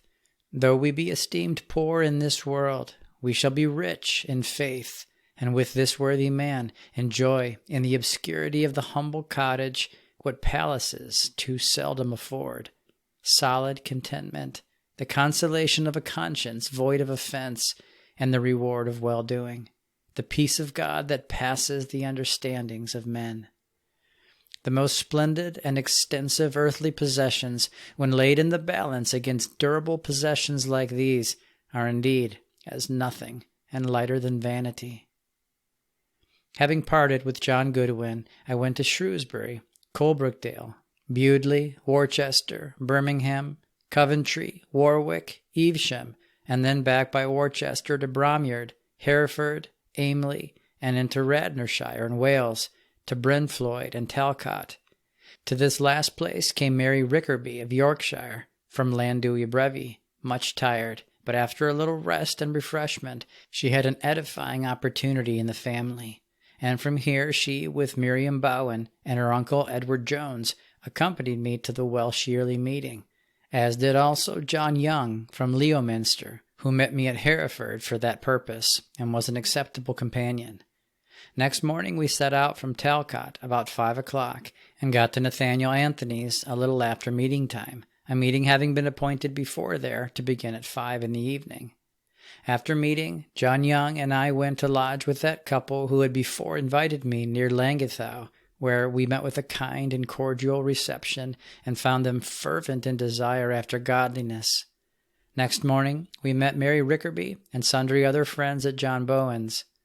From there we went to an evening meeting at Carmarthen, which was large.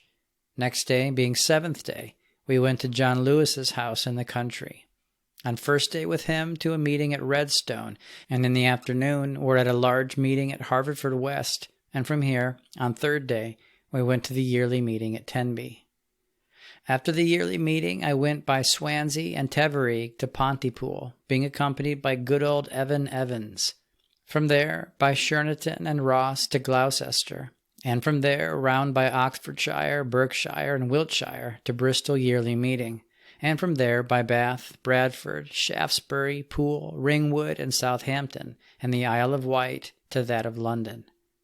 At Shaftesbury, the meeting had been pretty much dropped for several years, there being none of our profession left, but an old friend, a tanner, and his 2 sisters.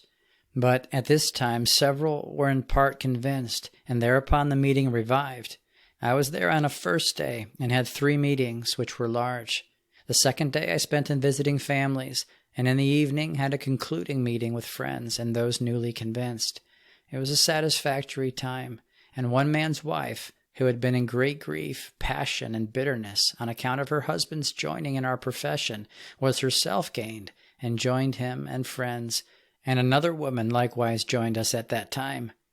Yet the fervency which was then felt proved but of short duration with several of them. However, the meeting has continued, a new meeting house has been built there since that time, and the quarterly meeting of the county of Dorset is sometimes held there. On my return from the Isle of Wight, Thomas Whitehead and Philip Elliot met me at Portsmouth and accompanied me there to London, with young Abel Plawless of the Isle of Wight, who was then very hopeful. Next day, being the 4th of the week, we came to Alton. After meeting there on 5th day, we came to an evening meeting at Godalming. 6th day morning, we were at meeting at Guildford, after which, being joined by Samuel Bowness and Jeremiah Waring, we came to Esher, and next morning to London to the yearly meeting. In this journey, Samuel Bowness was particularly kind and fatherly to me. We were together at Gracious Street meeting on first day morning, which was a good meeting, and wherein I was favored in a good degree. Thomas Whitehead and Philip Elliot accompanied me after the yearly meeting was over to a meeting at Hertford. From Hertford I went to Hitchin, Jordan's, High Wycombe, etc., was at the quarterly meeting at Oakham for the counties of Leicester and Rutland, and at those at Lincoln, York, Lancaster, and Kendal. At this yearly meeting were no representatives from Ireland but Abraham Fuller and I. John Pym of Edenderry and his brother Joshua Pym of Mount Rath came as far as from Coventry, and there the said Joshua, a valuable friend and elder, was visited with a distemper. which for a time seemed dangerous. He recovered, but not till some time after the yearly meeting was over. The like afterwards happened to another good old friend and elder, Joseph Williams, of Randall's Mills, who reached London and was there by indisposition prevented from getting out to any of the meetings, such trials being sometimes permitted for proving and exercising the faith and patience of the Lord's servants. In this journey I often traveled hard and had 2 meetings a day wherever I could. It took me about 5 months. At Lincoln Quarterly Meeting, friends lodged at inns. I do not remember that I knew one friend there but John Scott from Leeds and May Drummond. It being now about midsummer, the public meeting began at 12 o'clock, their men's meeting about 2, and ended before 4. In those 2 meetings I had been shut up. I met with an elderly friend and asked him how friends spent the residue of the long evening. He answered, in conversing together or taking a walk or the like. I told him I thought it was a pity, considering the large number of young people who came together from different parts of the country, and that the end would be better answered by some religious opportunity or meeting that might tend to edification, and be of benefit to some at least. He replied, they used to have evening meetings, but being on the one hand much infested with rude people, and on the other hand too often weakly conducted, they did not prove satisfactory, and for those reasons friends had thought it best to discontinue them. Hereupon we were called in to dinner, but I had little appetite. After dinner I was called out. Some of the elders had drawn together, and upon my coming to them, signified, if I had a concern for an evening meeting, they were willing to appoint one to begin at the 6th hour. I was afraid, yet dared not refuse the proposal. So upon my assenting, the meeting was appointed. It was much crowded, and the life and power of truth was in dominion, which eased my mind of its burden and filled it with thankfulness. From here, John Scott, May Drummond, and I, with several other friends, came to a meeting at Gainsborough, and on the first day after were at the general meeting at Warnsworth, where we met with Joseph Storr. From there, John Scott and I went to the monthly meeting at Leeds, where we met with our valuable ancient friend William Slater. From Leeds, I went in company with William Hired and his wife to the monthly meeting at Knaresborough, at which was John Fothergill, and from there to the quarterly meeting at York, to which came John Richardson, who was expected by few, having been thought to be near death for some time before, but being recovered a little, though very feeble in body, but strong in faith and warm in love to God and the brethren, in a journey of 3 days, which he had used to accomplish in 1 or less, he reached this city to have one more solemn opportunity with his friends at this meeting. In the meeting of ministers, the good old man was enlarged in much weighty and pertinent counsel in the clear openings of gospel light, but the public meetings were much hurt by raw and forward public appearances. From York I came with Mary Slater to Skipton, and from there was accompanied by John Binns to a general meeting at Crawshaw Booth, where I met with Samuel Fothergill, Margaret Birtwistle, afterwards married to Jonathan Rain, and Sarah Routh, who afterwards married William Taylor. Next day, in company with the last 2, to the quarterly meeting at Lancaster. Here, in the meeting of ministers, Margaret Birtwistle appeared with a lively and very suitable testimony, but a young man, and one elder than he, by their public appearances, hurt the meeting.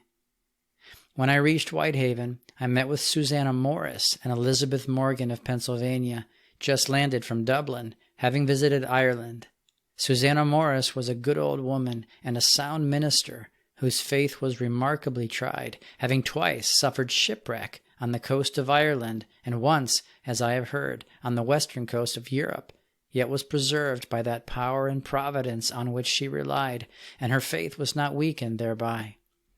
One time it happened in the north of Ireland, and the other time off Dungarvan, when, as I have been credibly informed, after hanging some hours in the ship's shrouds, apparently in imminent danger of being swept away by the waves every minute, and the storm continuing so violent that no boatman dared venture out to their relief, a popish priest was made the instrument of her preservation, who, by his influence and authority, roused some of the inhabitants, at the risk of their lives, to attempt the relief of her and others, which they providentially effected, and brought her and Joseph Taylor particularly safe upon shore. Footnote: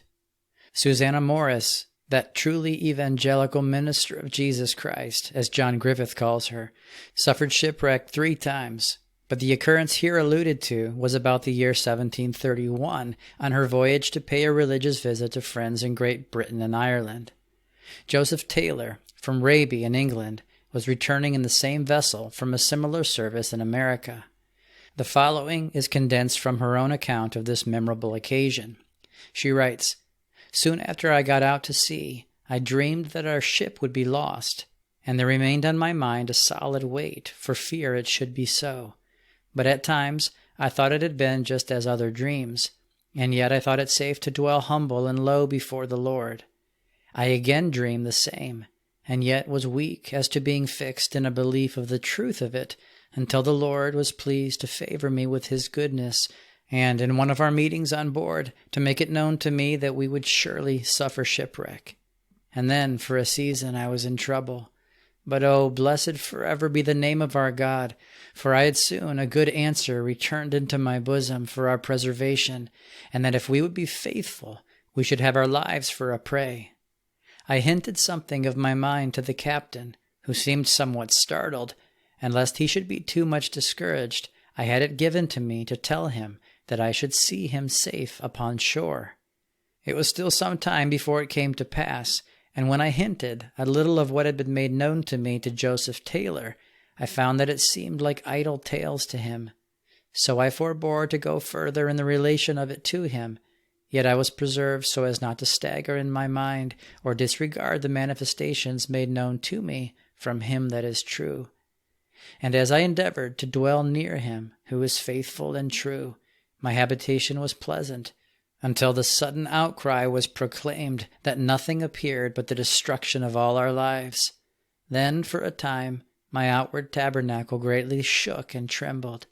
But blessed be the great Lord of all our mercies, the time of trembling was soon over, and what was made known to me was renewed, that the all-wise God would command the proud waves, that they should not come at his servants to hurt them, as it was said, "Touch not mine anointed, and do my prophets no harm."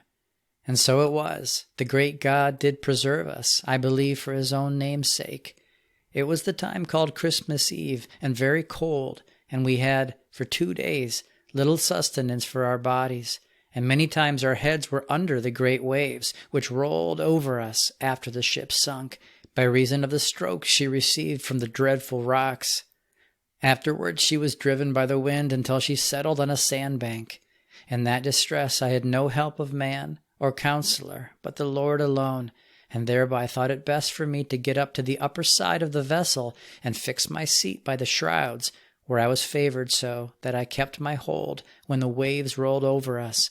and we remained in that wet condition about 9 hours, in a cold time of frost and snow, before any of us got relief. And yet I was not hurt. The Lord is pleased to favor his heritage, though indeed many of the ship's company lost their lives, some perishing with the cold, and others were drowned. John Griffith mentions the following additional particulars of this event, narrated to him by Joseph Taylor. He says, "The ship was driven on her broadside, yet did not soon break, but the sea running high broke over her, and several of the crew were washed overboard and drowned. The captain, Susanna Morris, Joseph Taylor, and perhaps one more, scrambled up to the upper side of the ship and held fast by the shrouds, the sea frequently breaking over them. Joseph Taylor told me, Susanna never discovered the least impatience in word or countenance all that time, but he confessed that he once, in a flutter or impatience, did say to this effect, 'We might as well have all gone at first, for we shall all be drowned.' Susanna looked upon him and said nothing, but, he said, her looks were a sufficient rebuke for his impatience and distrust. Then, after they had held a considerable time by the shrouds, this extraordinary woman had a sense given to her that they would not be safe on that side of the vessel much longer, and although it seemed very hazardous to move and fasten to the lower side of the ship, she urged them all to attempt it, believing it would be the means of preserving their lives. She at length prevailed, and they moved, in the best manner they could, to the lower side of the ship. And soon after they had fixed themselves, there came a great swell of the sea, and threw the vessel quite flat on the other side, so that if they had not moved, they would all have been drowned. A priest, being informed that there were some persons alive in great distress, came down to the beach and charged his people not to hurt them, but to use all means to save their lives, threatening that if they refused to comply, they should never have their sins forgiven. And through the assistance of a merciful providence, they brought them safe to land, and treated them with great hospitality. And now, says Susanna Morris, in concluding her account of this wonderful preservation, I write not this relation because I would have any to think the better of me. No, that is not what I aim at, but that the poor in spirit, or weak in their own eyes, if willing to serve the Lord, may take a little courage to trust in the Lord, and be truly willing to serve him in all that he may require of them. Returning to James Gough's journal. When I landed from Whitehaven at Dublin, I there received a letter from my brother informing me that their next province meeting was to be at Limerick next first day. Garrett Hassan accompanying me, we left Dublin on fourth day morning and came that evening to Samuel Neal's at Christiantown, and were next day at the weekday meeting at Rathangan, and after meeting went to John Ridgway's at Ballycarroll. Next day we reached Roscrea and Limerick the day following.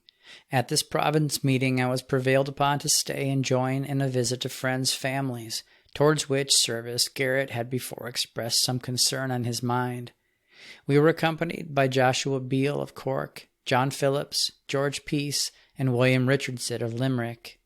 It proved a memorable season, the pure influence of truth having prevailed in the preceding province meeting, and so prepared friends' minds that we found in general great openness, and in some families scarcely a dry eye.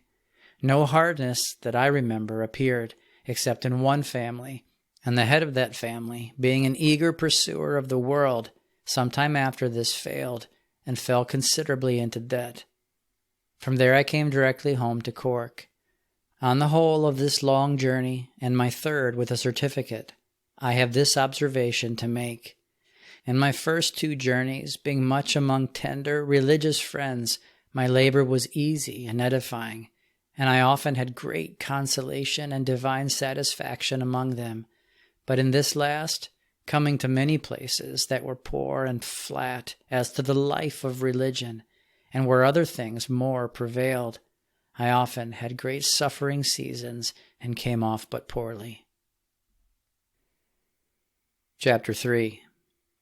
The next summer after my return, I removed from Cork, leaving my brother John Gough there in my place, into Leinster province, and settled near Mount Malik.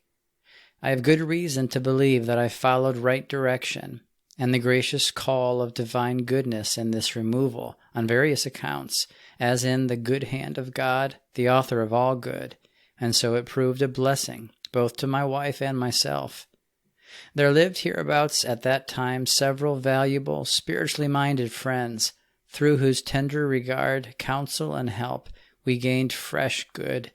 and to whom we felt great nearness of heart and dear affection in the pure love of the one eternal Spirit.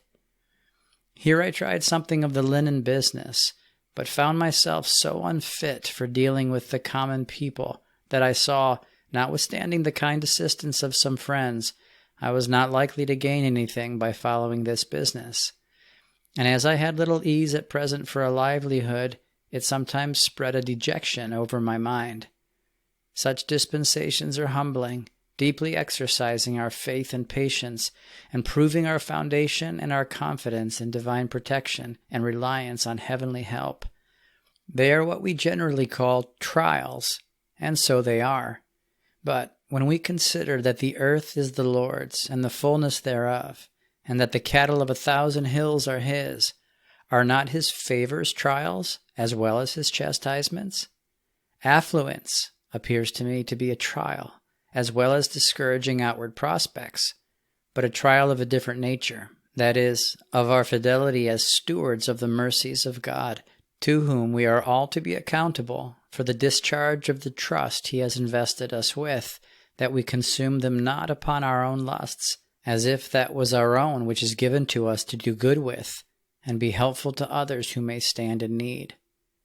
As the sunshine of prosperity is apt to lift men up too high into a state of inconsiderateness and dissipation, I have thought it to be a trial, whereby we are under great danger and temptation.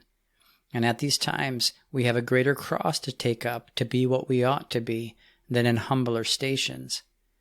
It has not fallen to my lot to be much proved with trials of this kind, and I am led to believe that divine wisdom, who orders all things well, knew best what was best for me. For when prospects of things were pleasing, I was prone to be too much elevated, and therefore needed to be brought and kept low. But in the midst of my discouragement, a door of hope often opened to me, from the internal evidence and persuasion of being in my right place, and of faith that all things would work together for good, if we were preserved through all to love and fear the Lord. And so I humbly trust it proved. My wife being brought low in her mind under the like discouragement, it proved in the hand of God a good step to her, to the more certain enjoyment of His blessed presence, and the comforts of His good Spirit. She meeting with the like precious visitations here, as I had before in Bristol, it made us partakers together of the sweet sense of the gracious regard of Him that is above all, and closely linked us together in a true unity and deep thankfulness, which often raised in us to our unspeakable joy the cheering hope of a dwelling place with the sanctified of the Lord in the regions of bliss. May I never forget such seasons of unmerited mercy and goodness. In the spring of the next year, my mind was again drawn to visit some parts of Cumberland and Westmoreland. John Pym of Lacca and his wife offered me their eldest son Moses for a companion, whom I accepted. We met at his brother-in-law, Samuel Neal's, at Christianstown. From there we went next day some miles out of our way to see our dear friend, Mary Paisley, being at that time in affliction. She had been a vain young woman, but in her youthful years of her vanity, she was favored with a powerful and prevailing visitation of divine love, and giving up faithfully to the heavenly vision, she became a vessel of honor in the Master's house, receiving a gift in the ministry, and being reverently, watchfully, and livingly exercised therein, to the edification of friends where her lot was cast. She was indeed a useful member and a shining ornament to the church. I am ready to conclude that no one in our day, from the time of this the effectual visitation of Christ to her soul, adhered with more steadiness to His guidance through a variety of probations. She was, during most part of her time, a member of the same monthly meeting with myself. Often we were together in public meetings, often on family visits. She visited friends in England, Ireland, and North America pretty generally, and soon after her return from her last journey married our friend Samuel Neal, and in a few days after departed this life. I attended both at her marriage and her funeral, and am satisfied that she has gone to enjoy forever the reward of a well-spent life, very much devoted to the service of God and the promotion of truth upon earth. After this visit of friendship, we got to Dublin on seventh-day evening, and there on inquiry I was informed at several places that the whole fleet of Whitehaven ships had gone off that day. But in my return from the quay, accompanied by my kind landlord, Thomas Strangeman, I met a man who told us there was one prevented from getting off. So I stayed the 2 meetings in Dublin the next day, and had a satisfactory time there with my dear friends. After dinner on second day we embarked, and on third day afternoon we landed in Whitehaven. That afternoon I went to John Harris's, the next morning set off with him and his wife, a valuable minister, to the quarterly meeting at Carlisle. One thing appeared to me pleasingly remarkable at that time. By reason of wet weather, people there were behind in their country work, and then very busy. Yet several of the men put forward their wives to go to the quarterly meeting, as they intended themselves to go to the northern yearly meeting to be at Kendal about 2 weeks from that time. We were that day a pretty large company, but more women than men, though both the roads and the weather were unpleasant. Here I concluded that no other motive but that of religious desire drew them from their homes. It affected my mind, and made me hope for a good meeting. The widow of our worthy friend Robert Atkinson, then about 80 years of age, with 2 elderly women, walked on foot 8 miles to this meeting. On 5th day, the quarterly meeting began, and on 6th day it ended, and was a large and good meeting. On 7th day I reached Kendal, and visited meetings thereabouts till the yearly meeting, and after it spent a few days there, then took leave of my poor mother, and never saw either the place of my nativity or her any more. She lived only about 2 or 3 years after this, and was favored in her latter days with peace and quiet, which was mercifully continued to her end. This journey began well, like all my others, but alas, it did not so continue and end, for lack of my steadily adhering to the all-wise guide in my whole conduct.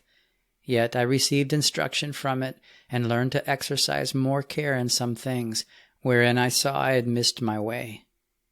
I embarked at Whitehaven for Dublin, but we were driven to the north and put into Carlingford, about 50 miles from Dublin. The passengers were 3 men and 3 women, and this being a poor place, we could only get 2 mean, wretched horses, upon which we helped the women by turns get to Dundalk, about 8 or 10 miles. From Dundalk we hired 3 horses, each carrying 2 people, to Drogheda, where we lodged. Here no horses were to be met with. So, meeting with a carriage, I agreed for the 3 women to go in it, and myself, setting forward on foot in company with one of the passengers, I arrived in Dublin in good time, and was at the half-year's meeting there, which was a satisfactory season. Seeing little or no prospect of getting anything by the linen business, one morning Thomas Boke, schoolmaster of Montmelick, came to acquaint me that the doctor had told him he must quit the school or lose his life, being then in a very bad state of health, and to speak with me and to others thereupon. He soon quit the school, and I succeeded him, but I found it a poor school indeed, at my first entering upon it, for except for a few friends whose children I had, who duly paid me, most of the rest put me off with promises, few of which were ever performed, so that a dull prospect still threatened, and looking back in my mind to both Bristol and Cork, I thought it a strange condition to which I was now reduced. Yet hope in the Lord supported me and cheered my mind, and it was not long before things began to wear a better face, for some friends of Dublin, and afterwards others from other parts, sent their sons to board with us, until we had above 20 boys boarded in our house, for whom we were well and duly paid. About 10 years after our marriage, my wife delivered a son, whom we named John, and in a few days after, she departed this life. For about 2 years before her decease, she had been engaged a little in the work of the ministry, but her principal service was in friends' families and in the women's meetings, in which her service was much missed when she was removed. She died in a sweet frame of mind and in near unity with good friends. My brother had married at Youghal a relation of my wife's, upon whose death he and his wife came into my house at my desire, and in the winter following I visited Ulster province pretty fully and thoroughly, being at some meetings twice over. In this journey I was favored with the company of old Robert Richardson many miles, and to many meetings, in severe weather, and he about 84 years of age. I had a particular concern to have a meeting in the town of Belfast. I consulted Robert about it, but he did not encourage it, there not being one of our profession living in that town. He said he had been at sundry meetings there, but few of them had proved to satisfaction. So I left the matter for some days, but the concern followed me still, and it opened up in my mind that if I would have the bread of life to my soul, I must go to the place appointed for me to receive it, which was Belfast. I thereupon consulted several other friends, all of whom approved of it, and upon application the town hall was obtained for it, and fitted up with seats made of boards. Some friends attended from the meetings of Ballinderry, Lisburn, Hillsborough, and Newton. Particularly from Lisburn several friends accompanied me, and old Robert could not be easy without coming along in the rear of the company. He sat next to me on the justice's bench. The magistrates were so favorable as to order the constables to stand at the door in order to keep out the rabble, and the inhabitants of the town of the upper rank with their wives and children came into it in a decent solid manner. I had had a great weight and fear upon my mind respecting the undertaking, but proceeding on the foundation hinted at above, a steady hope and reverent dependence on the Almighty stayed my mind, and I thought my friends felt for me and felt unity of heart with me. The meeting was eminently favored with the clear light of the gospel and the sweet sense and enjoyment of divine life and goodness. After the meeting, Robert, in a tender, thankful frame of mind, expressed his satisfaction, as did several other friends. It proved a good day, honorable to the cause of truth, and affording solid joy to us who attended the meeting, which had been crowned with the divine presence. After this I had meetings of the like kind at Dungannon, Moira, and Richhill, all of them open and comfortable times. And indeed, in this visit to Ulster Province, I was favored often with the supporting evidence of being under right direction. It had been on my mind for some years before, and I had thought I waited until the right time. I was accompanied in this journey many miles and to many meetings by my esteemed friend Thomas Greer, whose company was truly acceptable, also by my dear friend Susanna Hatton, to such meetings as she could get out conveniently to attend. Soon after this I also visited Munster Province, accompanied by my friend John Pym of Lacca. About this time the Methodists had gotten some footing in sundry parts of Ireland, and in Mount Malik in particular. John Curtis, a friend of Bristol, who had been one of them about a year, having been afterwards convinced of our principles and received a gift in the ministry, came over upon a religious visit to friends in Ireland, among whom his service was very acceptable. I was with him at a large meeting in the courthouse in Athy, another in the assembly room at Athlone, and at several others which were very large. He appeared in inwardness of mind to attend upon his gift and follow its leading, and concluded his service in Ireland with an epistle to friends whom he had visited, which the national meeting ordered to be printed. I mention this by reason of what follows.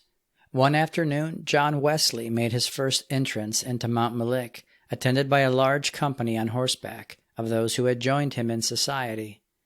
As several of their ministers had been here before, some of whom had invited me to come and bring my family to hear them preach the gospel, I had not as yet found freedom to go. But hearing that John Wesley was to preach that evening in the open marketplace, I was not easy to avoid going. So I went, and standing at a friend's shop door, I heard him begin with the following preamble or introduction. He said, "Before I unfold to you the oracles of God, I must first remove a stumbling block out of the way, which is this. I understand one John Curtis from Bristol has of late been traveling in these parts and endeavoring to lay waste that good work which it has pleased God to carry on by our hands, giving out that he was formerly a Methodist and acquainted with me. Now, he never was a Methodist to my knowledge, and I think he could not have been one in or about Bristol without it. And as to any acquaintance with the said John Curtis, I solemnly declare I never had any, only I remember being twice in his company, occasionally, about 8 years ago. I hope no man will account me an offender for speaking the truth, and if George Fox were here, he would embrace me for it." This was the substance of his introduction, in the same words, or very nearly the same, in which he delivered it, for I gave good attention to this part. Then he proceeded to what he called unfolding the oracles of God, which I thought was stamping the matter far too high. That evening I got 2 friends to accompany me to his lodging in order to speak with him. At the first mentioning of the subject, he manifested some warmth. "I tell you," he said, "John Curtis has done more harm in his journey through these parts than ever he will do good as long as he lives. He has gone about scattering poison." This high charge he undertook to prove thus: what poison is to the body, that bigotry is to the mind.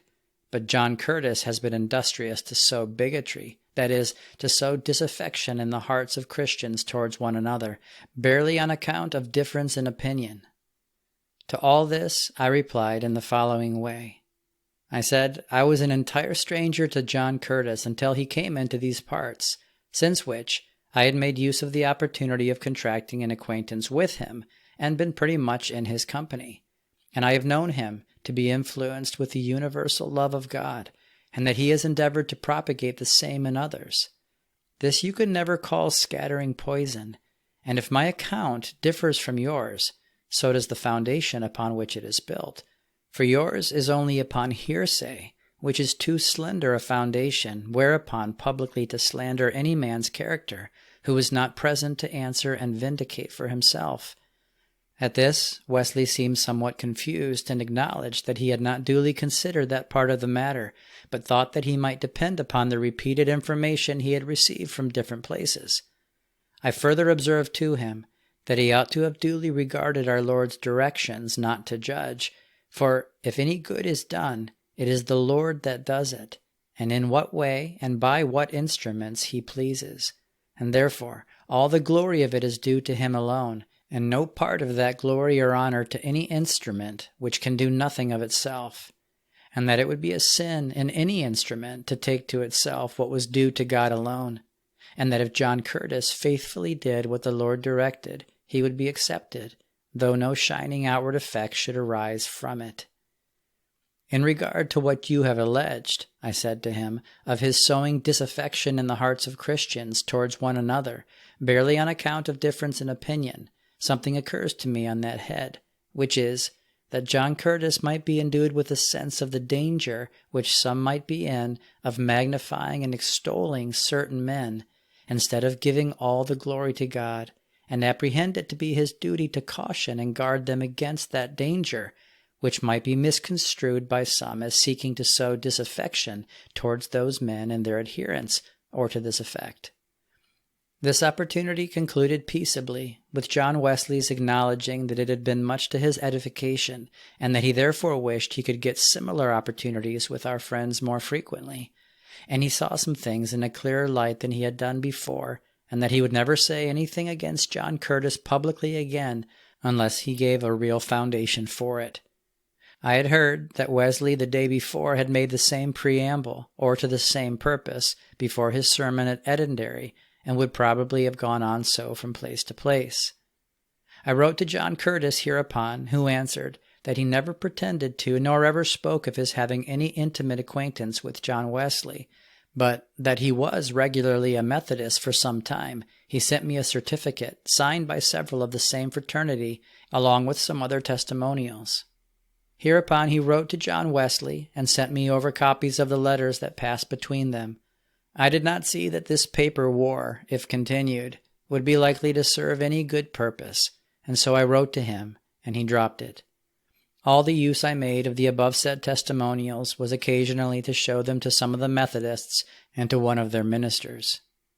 I was glad to see some in that part awakened out of their sleep of darkness through this ministry, to a thoughtfulness about their souls, and sincerely wish the increase and promotion of solid piety.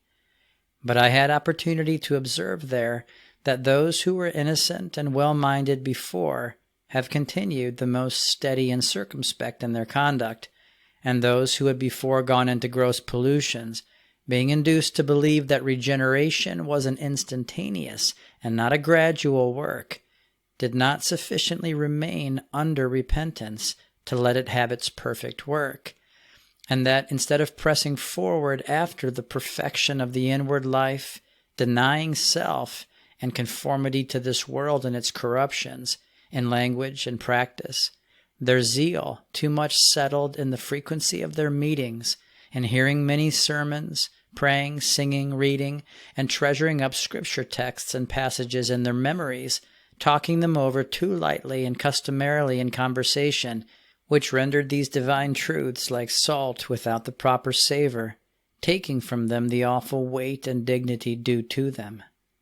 By these means, Christian fortitude, and the necessity of standing steadfast in reverent simplicity and holy vigilance soon declined.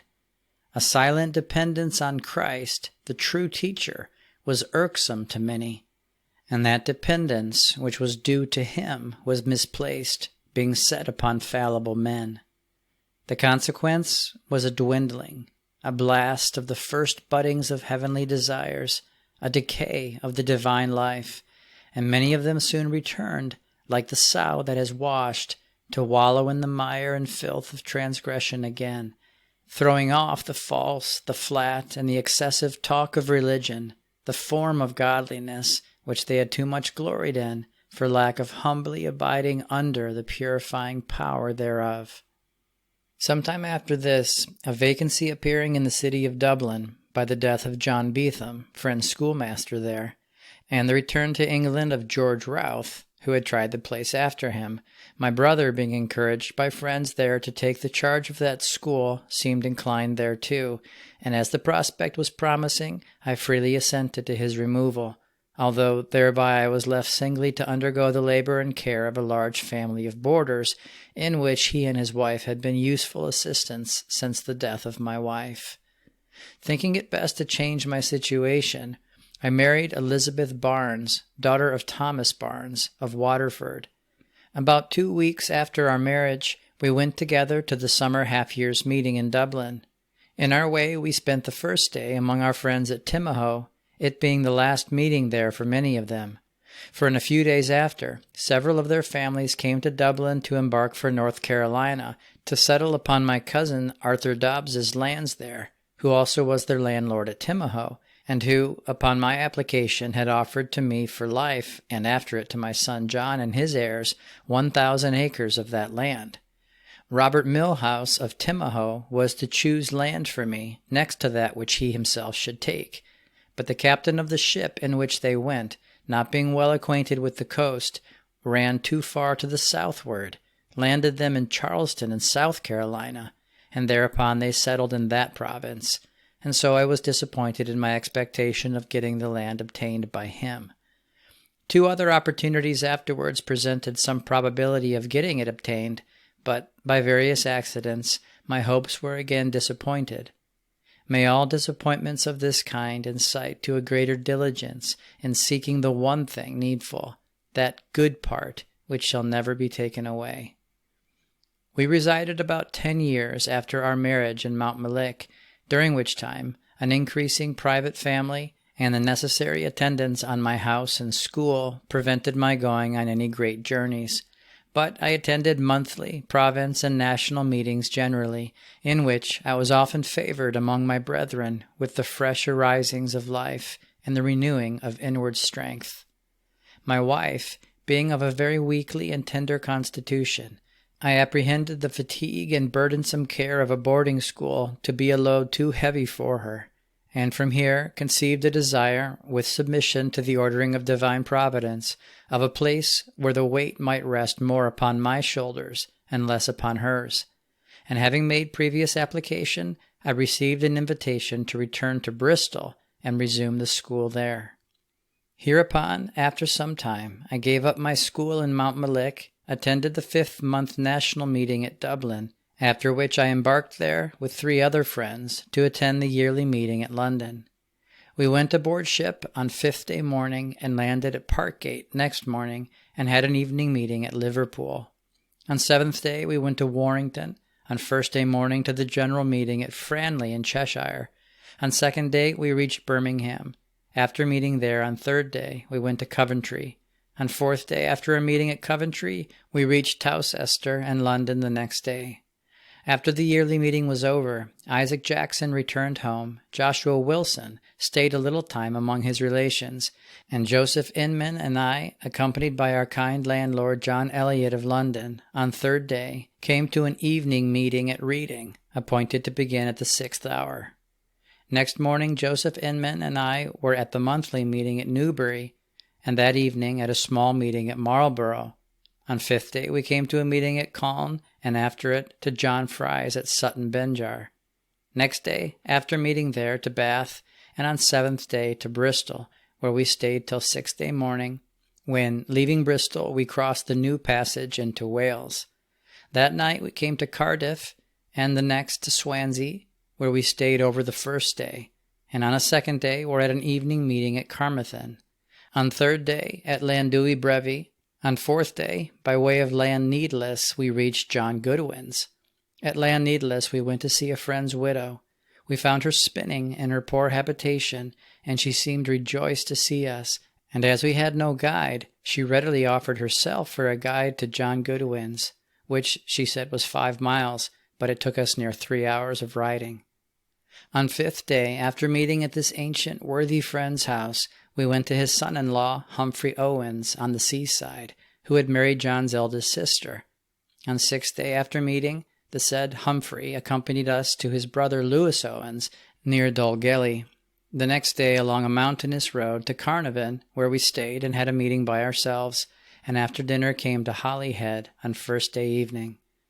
On 2nd day morning about 2 o'clock, our kind friend saw us onto the packet boat, and then took leave of us. On 3rd day in the evening we landed in Dublin, and the next evening I got safe home to my wife and children in Mountmellick. After my return, I attended the quarterly meeting for Munster at Clonmel, and that for Leinster at Enniscorthy, and then I got my large family ready for our removal, consisting of my wife and her mother in her 80th year, 8 children, and a nurse to the youngest, about 8 months old. With the assistance of sundry kind friends, particularly John Strangeman of Mountmellick, we all got well to Waterford, and from there, after staying about 10 days with our friends, to Bristol. Now leaving Ireland, after having sojourned there about 24 years, and received much affection and kindness from many friends, of which I hope to retain the grateful remembrance as long as my memory shall continue, let me review the state of our society there during that space of time. At my first going there were yet living in most parts of the nation, where meetings were settled, some of the good old stock, both ministers and elders, who loved God and mankind, and were esteemed and beloved by them, being kind and open-hearted, as well as faithful and circumspect in all the branches of our Christian testimony, closely united in tender love one with another, in supporting it, and in keeping things in good order in the church. Their pious care herein was like a fence around the flock, which kept them together in near unity and greater safety, so that the young people in most parts were generally trained up in innocence of manners and in plainness of dress and speech. Some, indeed, chiefly of the young men who had grown up, had for some time past refused submission to the good order established in our society, but I lived there long enough to see the unhappy consequence thereof, both to many of themselves and to the body whereof they were members. Though their tables abounded with elegant dishes, and with a variety of liqueurs,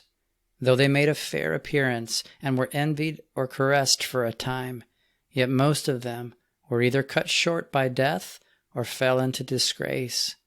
The hand of the Lord seemed to be against these intruders and spreaders of corrupt liberties,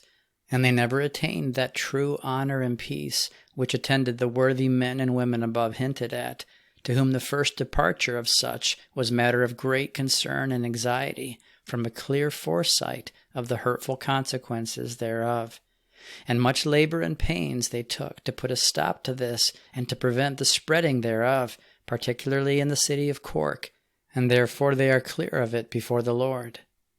But though some of these were too large for the girdle of truth to fit around them, or to be limited by the desires of their best friends, yet I found the discipline of the church better maintained during my first years in Cork than before them in Bristol, tending to edification, to brotherly comfort and love, and to mutual encouragement in piety and virtue, with a joint desire and care to preserve a regularity and to revive and maintain a religious fervency towards God. Some friends from the several parts attended their province meetings, which were held regularly once in 6 weeks, and circulated from one part to another, yet were most frequently held in Cork.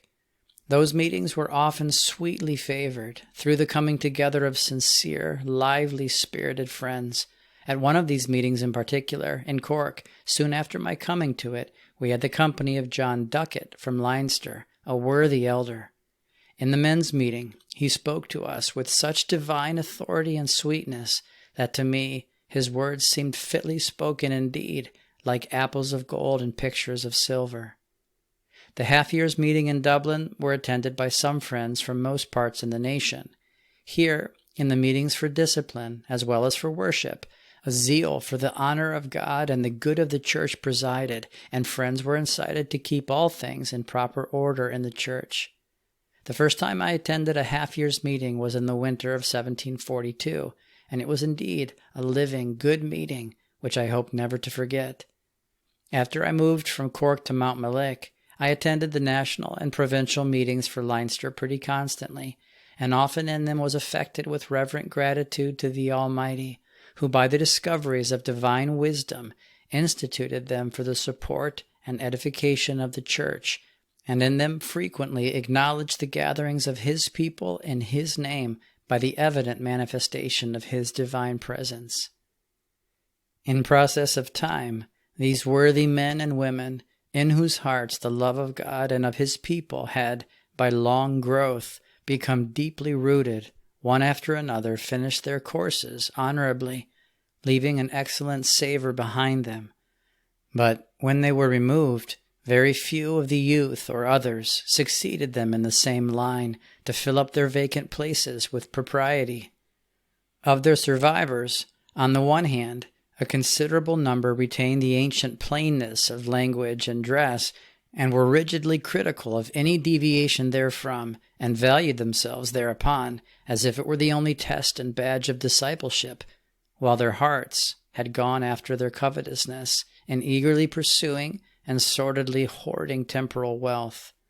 On the other hand, there was a large body of youth and others shooting up in self-indulgence, in conformity to the world, and rushing headlong into the temptations of the times.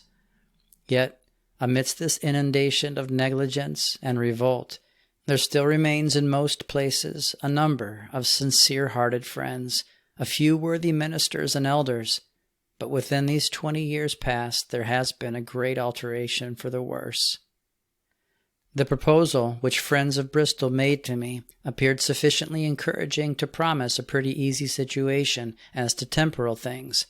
and when I was in Mount Melick, this city was presented to my view for a residence for me and my family, and it was brought to my remembrance how in my younger years it was made to me what Bethel was to Jacob in his youthful time, when he traveled alone with his staff, obeying the command of his parents. That is to say, Bristol was the place where the Lord first visited me with His power, and was a father to me, when I was, as it were, alone, and far from my parents and all my relations. After many years and a great increase of family, He called Jacob to go again to Bethel and to dwell there, and erect an altar to his God. And thereupon Jacob obliged his household to put away their strange gods, to be clean, and to change their garments, and so they went. Under this view, I hope this removal might be attended with beneficial effects to me and mine, and that I had, in degree, the concurrence of my friends therein in taking leave of them. But the promised happiness of this life often proves a phantom that flies from us as we pursue it. We often think we have it in prospect, but it still keeps beyond our reach. Truly, those who would attain certain and durable happiness should extend their views beyond this life. For, notwithstanding the apparent encouraging prospect, after a while I found things, both provisions and labor, so much more trying here than in Ireland, that discouragements and embarrassments crowded upon me to that degree that I was often brought very low under the gloomy prospect, and my faith was put to a severe trial. Yet it pleased kind Providence to make a way for me, and raise my relief in His own time, for which I desire to be ever gratefully thankful and unreservedly dedicated in heart to His service, whose mercies fail not. I found also a change in another respect, not agreeable to my natural disposition. He who had visited my soul and called me into the ministry had given me a great place in the particular and near regard, affection, and esteem of my friends in Ireland, where I had an open door, and was often very much enlarged in gospel love. Mostly attending the province meetings in Leinster, friends often rejoiced to see me, and were apt to think me much missed if at any time I did not get out to any of these meetings. Whenever I did, I met such a welcome reception among friends, being often opened by the Lord to their edification, and to our mutual endearment to each other in the sweet streams of divine life, and with such ready attendance and kindness as was very pleasing to my nature. But, coming from there to Bristol, where I had now become a stranger to many, and where they were already fully fed as regards to vocal ministry, I was here very much shut up, and for a season seemed to have lost the caresses, cordial invitations, and that place I had had among my friends in Ireland. This, however, though in my present trying circumstances seemed an additional discouragement, was not an unprofitable dispensation. For, though it was the great favor of the Almighty whereby I was opened among my friends to their edification, and their hearts opened towards me, yet herein the enemy artfully laid his snares, and often prevailed over my unwatchful soul to my inward hurt. For what are all the caresses of mankind? Of small value in themselves, and often injurious to them whom they please, conveying hidden poison to the unguarded mind, while that which alone will truly establish us and be of infinite advantage is to get and keep the favor of the Almighty. May I therefore go without, or even reject, whatever would please and nourish that spirit which ought to come under daily mortification. The inward near unity, sympathy, esteem, and affection of friends and brethren is a very grateful and pleasing enjoyment, but it may be proper and good for us to be tried and proved with being stripped of everything besides that one sure foundation, that we may thereby be driven to have recourse to it, and to keep our only safe habitation there. May this, after a life so tossed up and down as mine has been, at length become my case on any terms, and if it be, it will be more than worth all that I have suffered, even if my sufferings were many times more, for all else will soon be over, but this will never end. Chapter 4. A supplement to the Journal of James Gough, compiled by his brother John Gough. Thus far my deceased brother proceeded in the narrative of the transactions of his own life. I find by the papers in my hands that, as noted in the preface, he drew up a review of his journal at various periods and commenced the last review in the 66th year of his age, which, it is probable, had he lived to finish it, would have exhibited in a continued narration the succeeding occurrences of his life to near the present time. But he proceeded only a little way in the last review, and the former, in his 54th year, terminates here. I regret the lack of this continuation by his hand, which alone could have given it with those interesting reflections resulting from a recollection of the feelings attending the successive occurrences of his life. This is an advantage that no other hand can supply, but, as I have in my hands the abstracts of succeeding journeys and various other papers, I shall endeavor to supply the deficiency to the best of my ability. After his settling in Bristol, he seems to have been pretty much engaged in his outward, confining occupation for the support of himself and his large family, so as to travel little abroad in the service of truth, except in short excursions to the neighboring meetings, and other services in the vicinity of that city, and to the yearly meeting in London, which he attended constantly for several years, and where his service was, I believe, generally acceptable. It was here, for the first time after his removal to Bristol and several years' separation, I had the satisfaction to meet with him, which was no inconsiderable addition to the comfort and edification I was favored with in the attendance of that yearly meeting in 1771. And being mostly with him at meetings and elsewhere, I had the agreeable opportunity of observing that the spirit of universal love, which characterized him in a peculiar manner, procured him the like open reception there as formerly among his friends in Ireland, and that the liveliness which still accompanied his public ministry procured him also an open door for the reception of his labor and service therein. During this interval, in the year 1769, my brother met with a close trial in the death of his deservedly beloved son, John, a young man of amiable manners and valuable qualities beyond most of his age, being blessed with a good natural disposition and capacity, well improved in his minority by a diligent application to useful learning under the tuition of his father and preceptor, to whom the easy task of instructing him, his assiduity and ready proficiency conveyed secret joy and pleasing hopes of future satisfaction in a son who gave such promising tokens of making a useful and honorable member of religious and civil society. Nor were these hopes frustrated in the advancing stages of his short life, For as he grew up, being favored with solid religious impressions, he sought after and attained heavenly wisdom to a degree which exceeded in general those of his age. In his entrance on the stage of life, a propriety and steadiness of behavior that might adorn men far more advanced in years attracted the notice and respectful regard of the best friends who had the opportunity of observing or being acquainted with him. By a conscientious discharge of every social and religious duty, as a dutiful son, as an affectionate brother, as an exemplary pattern of plainness, sobriety, and circumspection of life, he gave evident indications that he was early acquainted with that grace and truth which comes by Jesus Christ. It seems he was for a season an assistant to his father in his school, but the weight of care and the exposure of this occupation not suiting the present temper of his mind discouraged him from continuing in that line of life, and therefore, meeting with an offer from a friend in London to assist him in his business in the capacity of a clerk, he removed there, and there he laid down the body, in or about the 21st year of his age, as I recollect, having in this station, as well as every other, conducted himself with fidelity, reputation, and honor. In testimony whereof, I have an extract of a letter from his father, wherein he quotes a few lines from a letter received from his son John's employer, the 10th month, 26th, 1769, as follows. James wrote,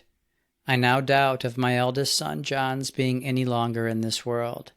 He was seized with a violent fever a week ago, first day. B.R., his employer, in his last letter from 7th day, writes, 'For my own part, I do not much expect his recovery, which is a great affliction to me on several accounts. Yet I hope to be resigned to the will of Providence, being well assured, if he is removed, it will be to his eternal gain, although to my very great loss, as well as yours and many others, by whom he is dearly beloved. Oh, that my life, and that all that know him, may be like his, that at our death we may say, as he did to my wife, I have done all that I had to do, and must now go home.' Soon after he died, and in my brother's next letter, he writes to me the following account of his funeral. My son John's funeral was uncommonly remarkable. It was taken to the new meeting house at Park, in Southwark. The meeting was excessively crowded, and many could not get in, and remained outdoors. It was attended by several public friends, many friends from several meetings in the city, and many out from the country, from the love they bore to him. The opportunity, by all accounts, was eminently favored, the service thereof falling to the lot of our worthy, well-qualified friend Samuel Fothergill, to the tendering of the hearts of many present. Through divine favor and assistance, I freely gave him up, thankful for having had such a son, who has left behind him too few like him in pure, unmixed goodness, which diligently exerted itself to do well. He was a most affectionate, dutiful son, both to me and his present mother, so complete a pattern in every virtue that I have heard many in London and Bristol say that they never saw one of his years like him. He is happily gone before, safely landed in the port of rest, and that we may also land there is all that we have to desire or be concerned for. These short testimonies to the memory of my deceased nephew I thought proper to insert here. First, because I am of the opinion that had his father lived to continue his own account of the occurrences of his life so far, he would not have omitted one so nearly affecting him, and it was my desire to notice what I apprehend he would have done for edification as far as I have materials. Secondly, I thought the description of such a character might be of service to some of the youth of this generation as an example for them to imitate, as an evidence that early piety may, through divine assistance, be attained, and that if we seek it in sincerity and with full purpose of heart, our search will not be in vain. I love them, says wisdom, that love me, and they that seek me early shall find me. As an awakening instance of the uncertain tenor of all things in this transitory life, that all flesh is grass, and the goodliness of man as the flower of the field, and as a powerful incentive in consideration thereof, to extend our views beyond this short-lived glory and fading enjoyments of this uncertain world to the durable riches of righteousness and everlasting rewards thereof. May the rising youth hereby be incited so to number their days, as that they may apply their hearts to wisdom, in order to make timely preparation for their final change, and not allow themselves to be so far deluded as to put off this necessary work to some future stage of life, which they can have no assurance of attaining to, reasoning within themselves through the suggestions of the enemy, that vanity, festivity, and fleshly liberties, being agreeable to their present age, may be safely indulged in for a season, as they will have much time to repent and grow sober at some more advanced period, when gravity and seriousness will be more suitable to their years, saying they will then apply themselves to those things that belong to their peace. Had this virtuous young man so reasoned and so acted, how different had the savour he left behind him been. If any man will come after me, said our blessed Lord, let him take up his cross daily, deny himself, and follow me. Since then, these are the prescribed terms of discipleship, and if we would eternally be happy, are to be submitted to, at one point of our lives or another, they then have a great advantage who are so wise as to submit thereto in the early part of life. It is good for a man that he bear the yoke in his youth, before his evil propensities be so confirmed by indulgence as to become habitual. Custom has a powerful influence over the human mind, and the cross to evil habits is hard to endure. Can the Ethiopian change his skin, or the leopard change his spots? Then may you also do good, who are accustomed to doing evil. On the contrary, as custom also makes hard things easy, if instead of accustoming ourselves to do evil, and thereby strengthening our natural propensities thereto, we accustom our necks to the yoke of the cross of Christ, we shall much sooner feel his yoke become easy and his burden become light. And early piety is the surest ground of an easy and peaceful passage through this valley of tears, as well as laying a good foundation for futurity. Godliness is profitable unto all things, having the promise of the life that now is, and of that which is to come. And those have, in a general way, proved most eminently serviceable and the brightest lights in their generation, who have entered early into covenant with their Maker, and kept the covenant of their youth. I sincerely desire that the youth, into whose hands this may fall, may deeply ponder these interesting reflections, so as seriously to consider their latter end, and make timely preparation for it, as not knowing at what hour the Master may come, at midnight, at cock-crowing, or at the dawning of the day. And then I am well convinced they would be weaned not only from the luxury, dissipation, and gross enormities of the world, but from an affectation of and conformity to the vain amusements, manners, and fashions thereof, which many indulge themselves in to their own hurt. Let them not satisfy themselves with an apprehension that they indulge only in things of an indifferent nature, and in which religion is not concerned, but instead of unwisely measuring themselves by themselves, and comparing themselves among themselves, bring their deeds to the true criterion, the light of Jesus Christ, that it may be made manifest what source they originate from, and in the light many of the little things will be seen to draw the mind from its proper center, and it will also be seen that the seats of those that sell doves occupying the temple of the heart will unfit it to be a house of prayer. It is not sufficient that we are preserved only from gross evils, although this is laudable, but if we are concerned to make our calling and election sure, and to secure an inheritance among those who are sanctified, we are to walk in obedience to the will of God, which is our sanctification, revealed by His grace in our hearts, which teaches us to deny ourselves, not only of those things that are manifestly evil, but of those also that, under the appearance of being indifferent, gratify our carnal desires and draw our minds into folly and vanity, away from that state of watchfulness upon which our safety depends. We are not only to abstain from those irregularities in conduct which injure our reputation with men, but to keep such a guard upon the avenues of the heart that we permit no thief to find entertainment there, to steal away our affections from God, or defile this temple of the Holy Spirit. Man is created but a little lower than the angels, is designed for higher and nobler purposes than the gratification of sense, and is not to rest satisfied in merely avoiding that conduct which exposes him to censure, but to follow that which merits praise and procures divine approbation. Finally, brethren, whatever things are true, whatever things are honest, whatever things are just, whatever things are pure, whatever things are lovely, whatever things are of good report, if there be any virtue, and if there be any praise, think upon these things. My brother, having now for several years been principally engaged in the necessary care and labor to provide for those of his own household,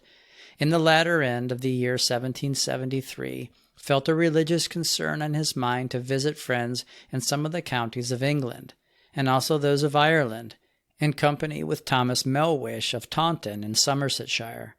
And, in order to set himself at liberty to accomplish these visits, he resigned his school in Bristol. He soon after entered on the service before him in a visit to his friends in some of the western and southern counties of England, and the city of London and its environs, of which visit I received information from him in the letters he wrote to me at that time. The following extracts of these letters will best supply what is lacking here. He writes, London, 18th of 1st month, 1774. I have been now near 4 months closely employed in visiting friends through the 4 counties of Somerset, Devon, Dorset, and Hants, and sat with friends at many of their monthly meetings and the 3 quarterly meetings for Somersetshire, Dorsetshire, and Hampshire, all which were large for the season of the year, and favored by the master of our assemblies with that power of love which unites his true servants everywhere in a holy concern for the honor of his name, and for the faithful support of that testimony he has called them to bear. I reached this city last Thursday morning, having ridden 11 miles before meeting. I was at Gracious Street in the morning, at which were Sarah Taylor and Tabitha Marriott, the former of whom was favored with a living opportunity. It was a good meeting, and ended well. I was thankful for having reached it. In the afternoon I was at Devonshire House. The meeting was very large, and fresh ability was given to treat with the youth and others in the merciful openings of the pure spring of the gospel. Yesterday I attended the select morning meeting, and in the afternoon the 2 weeks meeting. And in the evening, Thomas Corbin with his lodgers, the friends above mentioned, visited at my lodgings, where we had a consolatory time of retirement, in which our Heavenly Father was graciously pleased to break the bread of life among us. I shall be likely to be 3 or 4 weeks more in and about London, and when I am clear, I have the meetings of Berkshire and Wiltshire to visit on my way home. I desire to be every day where I ought and as I ought, that, if I can do no good, I may be in the way of renewedly receiving some fresh supply from the living fountain, which refreshes and spiritually unites all the true travelers heavenward in daily gratitude to the kind author of all good. London, 5th of 2nd month, 1774. My dear companion, who has obtained his credentials from their monthly and quarterly meetings, writes to me that he has hastened in his mind to move forward, but both he and I must submit to bear the cross and exercise patience. I am at times assaulted with earnest longings to make haste home, to get a little time there before my coming over to visit friends in Ireland. Still, I am favored with the renewing of that gracious help which raises over all things and gives the single desire of being both where and what I should be. I entered on this service with an earnest desire that I might be both guided and guarded aright, and hitherto, with great thankfulness, have to acknowledge that my prayers have been answered, and that He who has the key of David has been graciously pleased many times to open His storehouse, and from there to unfold doctrine, counsel, consolation, and reproof to the differing states of the people. London, 1st of 3rd month, 1774. I have now been in this city 7 first days and 7 second days morning meetings, and through the other parts of those weeks have, besides those in London, Westminster, and Southwark, labored in various other meetings around them. Tomorrow I expect to attend the last 2 meetings here, that for worship at Gracious Street in the morning, and the monthly meeting at Devonshire House in the afternoon. Next day, to set off for Berkshire, Wiltshire, and Bristol, so that it looks likely to be the 4th month before I can set out for Dublin. I have cause to be humbly thankful to the Author of all our mercies, who has been kind to me through my winter travels, favoring me with good health through all winds and weathers, and with a kind reception everywhere. At this city, being entered into my proper labor and business, I have found that I could not retire here any sooner than the stay above mentioned, and I think I shall not overstay my time, but rather otherwise, having found an enlargement of heart beyond expectation, and having contributed to increase the morning meeting of elders here with a valuable addition thereto, though I found it hard labor through the diffidence and reluctance of some. Yet the power and love of truth at length prevailed to the satisfaction and comfort of many good friends.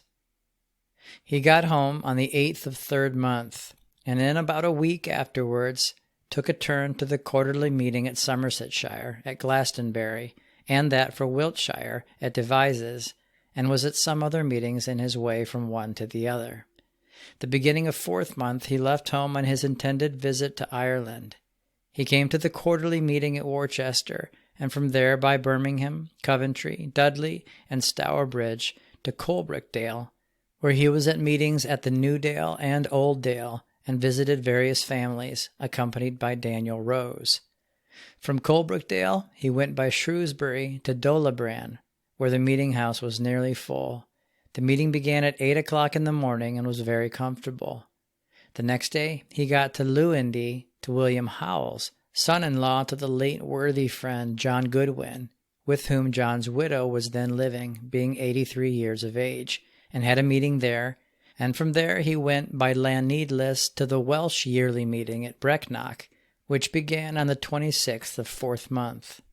The meeting of ministers and elders began at 9 o'clock in the morning, and at 3 in the afternoon, being a meeting of friends only, and after it the men's meeting, which held till it was almost dark, and then adjourned to the 7th hour the next morning, when friends met again, and the meeting held till about 9. At 10, the public meeting began in the town hall, which was excessively crowded and satisfactory. This yearly meeting ended the 27th of 4th month, and the half-year's meeting in Dublin was to begin the 1st of 5th month. And so, James writes, William Howell and I came 41 miles after dinner to Llanidlis, where, on the 28th, we had a large meeting in the town hall or session room, beginning at 8 o'clock, which was much favored. Margaret Jarman and Mary Hunt accompanied us from there to Escargot, where we had a memorable opportunity, our hearts being much tendered together. On the 29th, being 6th day of the week, he set off from Lewindy, accompanied by Owen Owen, son of Humphrey Owen aforementioned, and grandson to John Goodwin, for Holyhead, and that day, although they were detained for some hours waiting for the tide to fall, till they could cross the river in the way, and in the crossing of which they were for a good while up to the saddle skirts, until they reached Carnarvon, being 50 miles that night, and Holyhead about 11 o'clock in the forenoon of 7th day. They then went aboard a packet boat about 2 o'clock on 1st day morning, but having little wind did not get to Dublin till 2nd day evening, being the 2nd day of the 5th month of the national meeting. Of this journey in Ireland he kept a brief diary, but not so particular as the former one he kept through Wales, being only a summary account of the meetings and places he went each day, without any remarks on meetings or occurrences to diversify the narration, and therefore I shall be obliged to comprise the relation thereof in a narrow compass. He visited the meetings in course, first by Edenderry, Rathangan, and Ballator, to the 6 weeks' meeting at Carlow, and from there westward to Ballamurray, and returned to the quarterly meeting at Edenderry, together with his companion Thomas Melwish. From there they directed their course towards the province of Munster, by Tullamore, Birr, Kilconnermore, to Limerick, and from there through Munster, finishing their visit to that province at the province meeting at Waterford. From there they passed through the county of Wexford, and so into the county of Carlow, where Thomas Melwish and he separated at Castle Dermot, Thomas's draught being to Ulster, and my brother's concern was more to the adjacent parts of Leinster. After parting with Thomas Melwish, he continued visiting friends in these parts till the province meeting of Wicklow, after which, and spending some days in Dublin, he went from there to the province meeting for Ulster at Ballinderry, and returned pretty directly back to Dublin without appointing any meetings in that province, and continued visiting meetings in different parts of Leinster province, chiefly till the ensuing quarterly meeting, which was held at Enniscorthy, and from there proceeded directly to Waterford to take shipping for Bristol. This visit took him up near 4 months, for he embarked for Bristol on or about the 24th of 8th month, the greatest part of which time seems to have been employed in Leinster province, having visited most parts thereof at least twice over. Having, as aforementioned, resigned his school at Bristol, in order to be at liberty to discharge what was pointed out to him as his duty, and his service now being finished, he was out of employment for the support of himself and his family. The prospect of this and giving up to this service must, I imagine, have been a pretty close trial of faith, as he could not, at the time of his resignation, have had any apprehension of the way which afterwards opened for their employment and subsistence. But knowing he was faithful, who had called him into the service, he was strengthened to go forth in faith and a humble dependence upon him whom he served for support, inwardly and outwardly. And in due time a way did open for him to his satisfaction. By my removal from Dublin, where I had resided upwards of 23 years, to Lisburn, which happened during his travels in this nation, the school there became vacant, whereupon friends of Dublin made him proposals to undertake the care thereof, to which he agreed, and soon after his return to Bristol, removed with his family to settle in that city. The necessary attendance upon his school confined him pretty much to the place of his residence and parts adjacent for the space of 2 or 3 years, till about the summer of 1777, when his family being grown up, and mostly in a way to provide for themselves, and his youngest son having gotten an agreeable place of apprenticeship, he found his way open finally to relinquish the confining and exercising occupation of his school in order to be more at liberty in the evening of his day to accomplish the remaining part of his day's work. And from this time to his removal out of this life, he was much engaged to travel and labor among friends in the different quarters of this nation for the promotion of truth and righteousness. As he had not visited Ulster province in his late visit to this nation, the discharging of that debt was the principal service pointed out to him, in the following manner, as he himself expresses it, in the introduction to his account of the said visit. He writes, 7th month, 1st, 1777. A good friend from England lately told us in a meeting that our old copybooks were sullied and too full of blots, that we should get new books to keep our accounts in, and keep them fair and clean. And I wished with the Lord's assistance to do so, that is, to have my heart and life made and kept clean. I felt a longing desire to undergo afresh the washing of regeneration, in order to be favored with the renewing of the Holy Spirit. I thought he who said to the blind man, "Go wash in the pool of Siloam," said to me, "Go to the northern parts of Ireland, to visit what is left there of the professors of truth," and through these words engaged a solemn engagement on my part to give up thereto. Oh, the poor, cold north, almost totally dead as to the divine life! In visiting your sons and daughters, I foresee great anxieties, inward conflicts, and trying baptisms. May I duly mind that part of Christ's counsel to his followers, in your patience possess your souls. And indeed, may I mind his whole counsel, conveyed through his Holy Spirit, as I have the greatest need closely to attend to it in all things, and practice faithful obedience thereto. May I daily watch and pray and labor, both to open a new book of accounts, respecting the Lord's holy covenant and my walking humbly therein, and also endeavor to keep it carefully without blot or blemish, both within in his sight and without towards mankind, in a daily exercise to keep always a conscience void of offense towards God and towards men. And may I watch and strive against the corrupt self, and keep a diary or daily account thereof, morning and evening, remembering that to live after the flesh is to die, but through the Spirit to mortify the deeds of the body is to live. Oh, that in me all self were slain, that Christ might live and ever reign in my soul, who visited, invited, and attracted it about the 22nd year of my age, and has, through his grace, preserved me through many revolutions, and often opened a way for me to steer along when no way, or next to none, appeared, till now I have come to the 65th year of my life. 17th. After I awoke this morning, this text sprang up in my mind. Christ gave himself for us, that he might redeem us from all iniquity, and purify unto himself a peculiar people, zealous for good works, with a strong desire that whatever it cost me, whatever labor, self-denial, or seeming hardship, I may obtain the great end for which I have a being, the one thing needful, which Mary made her choice, and thereby pleased her Lord, namely, that of being more thoroughly redeemed from every corruption of nature or neglect of duty to God.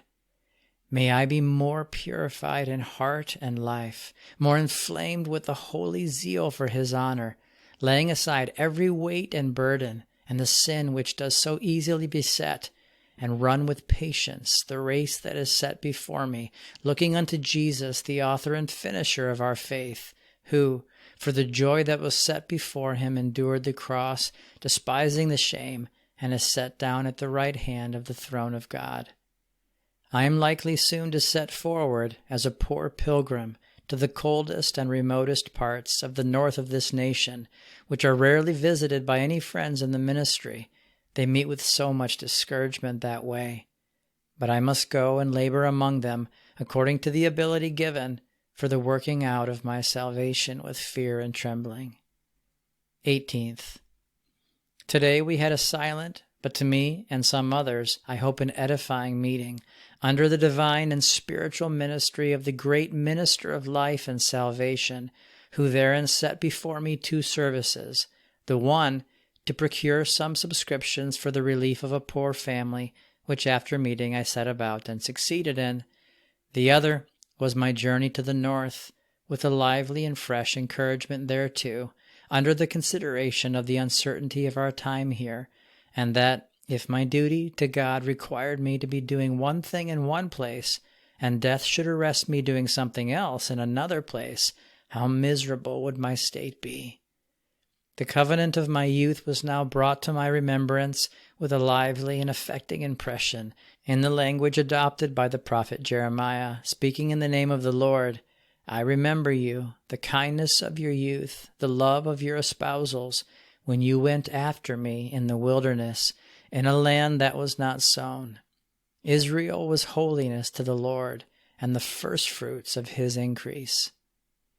When I first gave up to the heavenly visitation, how was my heart melted into holy admiration of the love of God and of his condescension to my low estate. Pure goodness was then all my desire and delight. In the intervals of labor, I loved to retire from the world to him, my best friend, who was with me in my labor, instructing and helping me in it, and making hard things easy, so that I walked by faith and not by sight, my mind being in heaven, often overflowing with the effusion of his grace and goodness. Under this enlivening recollection, an ardent desire was rekindled in my heart to renew my covenant, to return to my first love, and to do my first works, in an unreserved resignation to do the will of God. My heart was influenced with a wish that our young people in general might be induced to love religious retirement in order to become acquainted with the wonderful counselor who is more readily met with therein than in the crowds, commotions, and tumults of the world, and that they might in their own experience prove that it is good for a man that he bear the yoke in his youth, and sit alone and keep silence, putting his mouth in the dust, if so be there may be hope. May our citizenship be in heaven, and our language and whole demeanor make it manifest that we have been with Jesus. 8th month, 4th. I returned from visiting the families of Timahoe Meeting, in company with Joseph Williams, wherein a divine visitation seemed to be renewedly extended to them. It is much to be desired that they may duly embrace it, to come up to their duty, and to preserve in well-doing to the end of their days. Such visits among our friends under divine influence are of service and worthy of being often performed, as tending to renew the bonds of friendship in the truth, to provoke to love and good works, and as they are engaged steadily to wait upon the Lord, frequently prove seasons of renewing of strength to the visitors as well as the visited. 2 days after this, on the 6th of 8th month, my brother James set forward on his visit to friends of Ulster Province, taking his way by the quarterly meeting for Leinster Province held at Moate, and after the conclusion thereof proceeded to Oldcastle, Coot Hill, and Castle Shane, in each of which 3 meetings he did not only labor among his friends and their public assemblies, but also visited them in their several families. From Castle Shane he crossed over to Lurgan, and was on first day at the meeting there, it being their men's and women's meeting. At that meeting I met him, and it was to some an edifying season. From Lurgan he went to Rathfirland, and visited families belonging to that meeting. From there he came to Lisburn, and had a meeting there, and next day to Hillsborough. The 3 succeeding days were the quarterly meeting at Ballinderry, which he attended, and had acceptable service therein.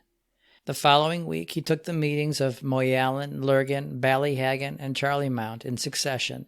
visited some families, and was again at the meeting near Charlemont on first day following, which he observes was large like a province meeting. He continued his course from there to Antrim quarter, and as the visiting of this quarter was in a particular manner impressed as a duty upon his mind, he visited the meetings thereof thoroughly, and all or most of the families of friends thereabouts.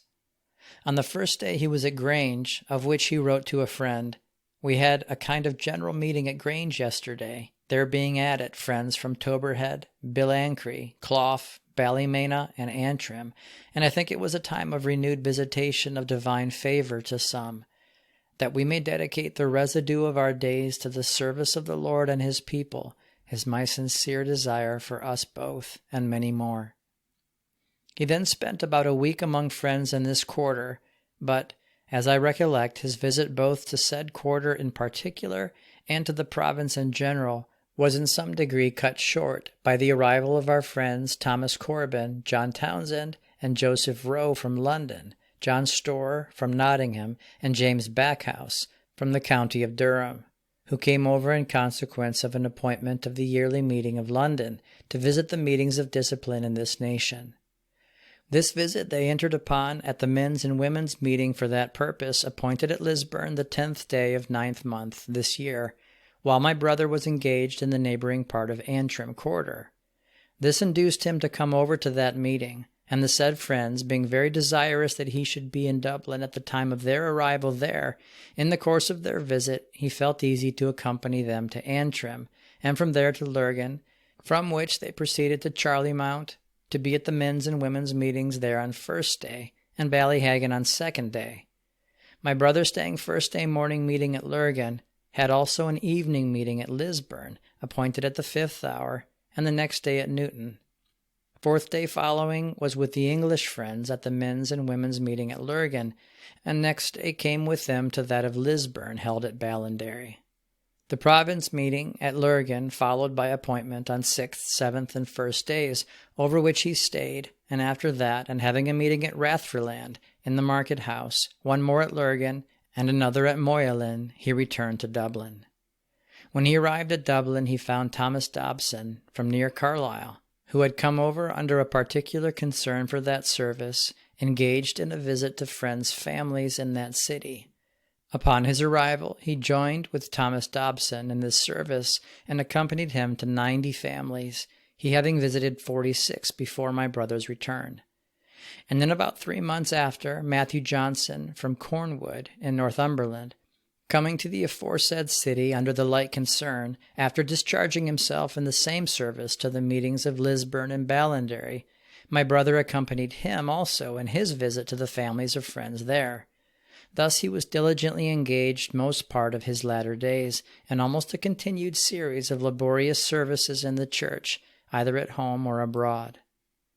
When we reflect upon the repeated visits of this kind, which various other friends from distant parts, as well as those above mentioned, from the fresh and lively impressions of duty, have been engaged in, to friends in the different quarters of this nation, leaving or submitting to be detained from every near connection in life, to labor among us in the work of the gospel, not only in public, but from house to house, and often in the clear opening of our states, under the influence of truth, even as from man to man, it should affect every considerate mind with humble sensations of thankfulness to our beneficent Creator for his unbounded loving kindness and mercy to us as a people, under the view that although many of the professors of truth, one going to his farm and another to his merchandise, have slighted their repeated calls and excused themselves from the necessary preparation for admittance to the marriage supper, he has not yet given charge to his servants to go to the lanes and highways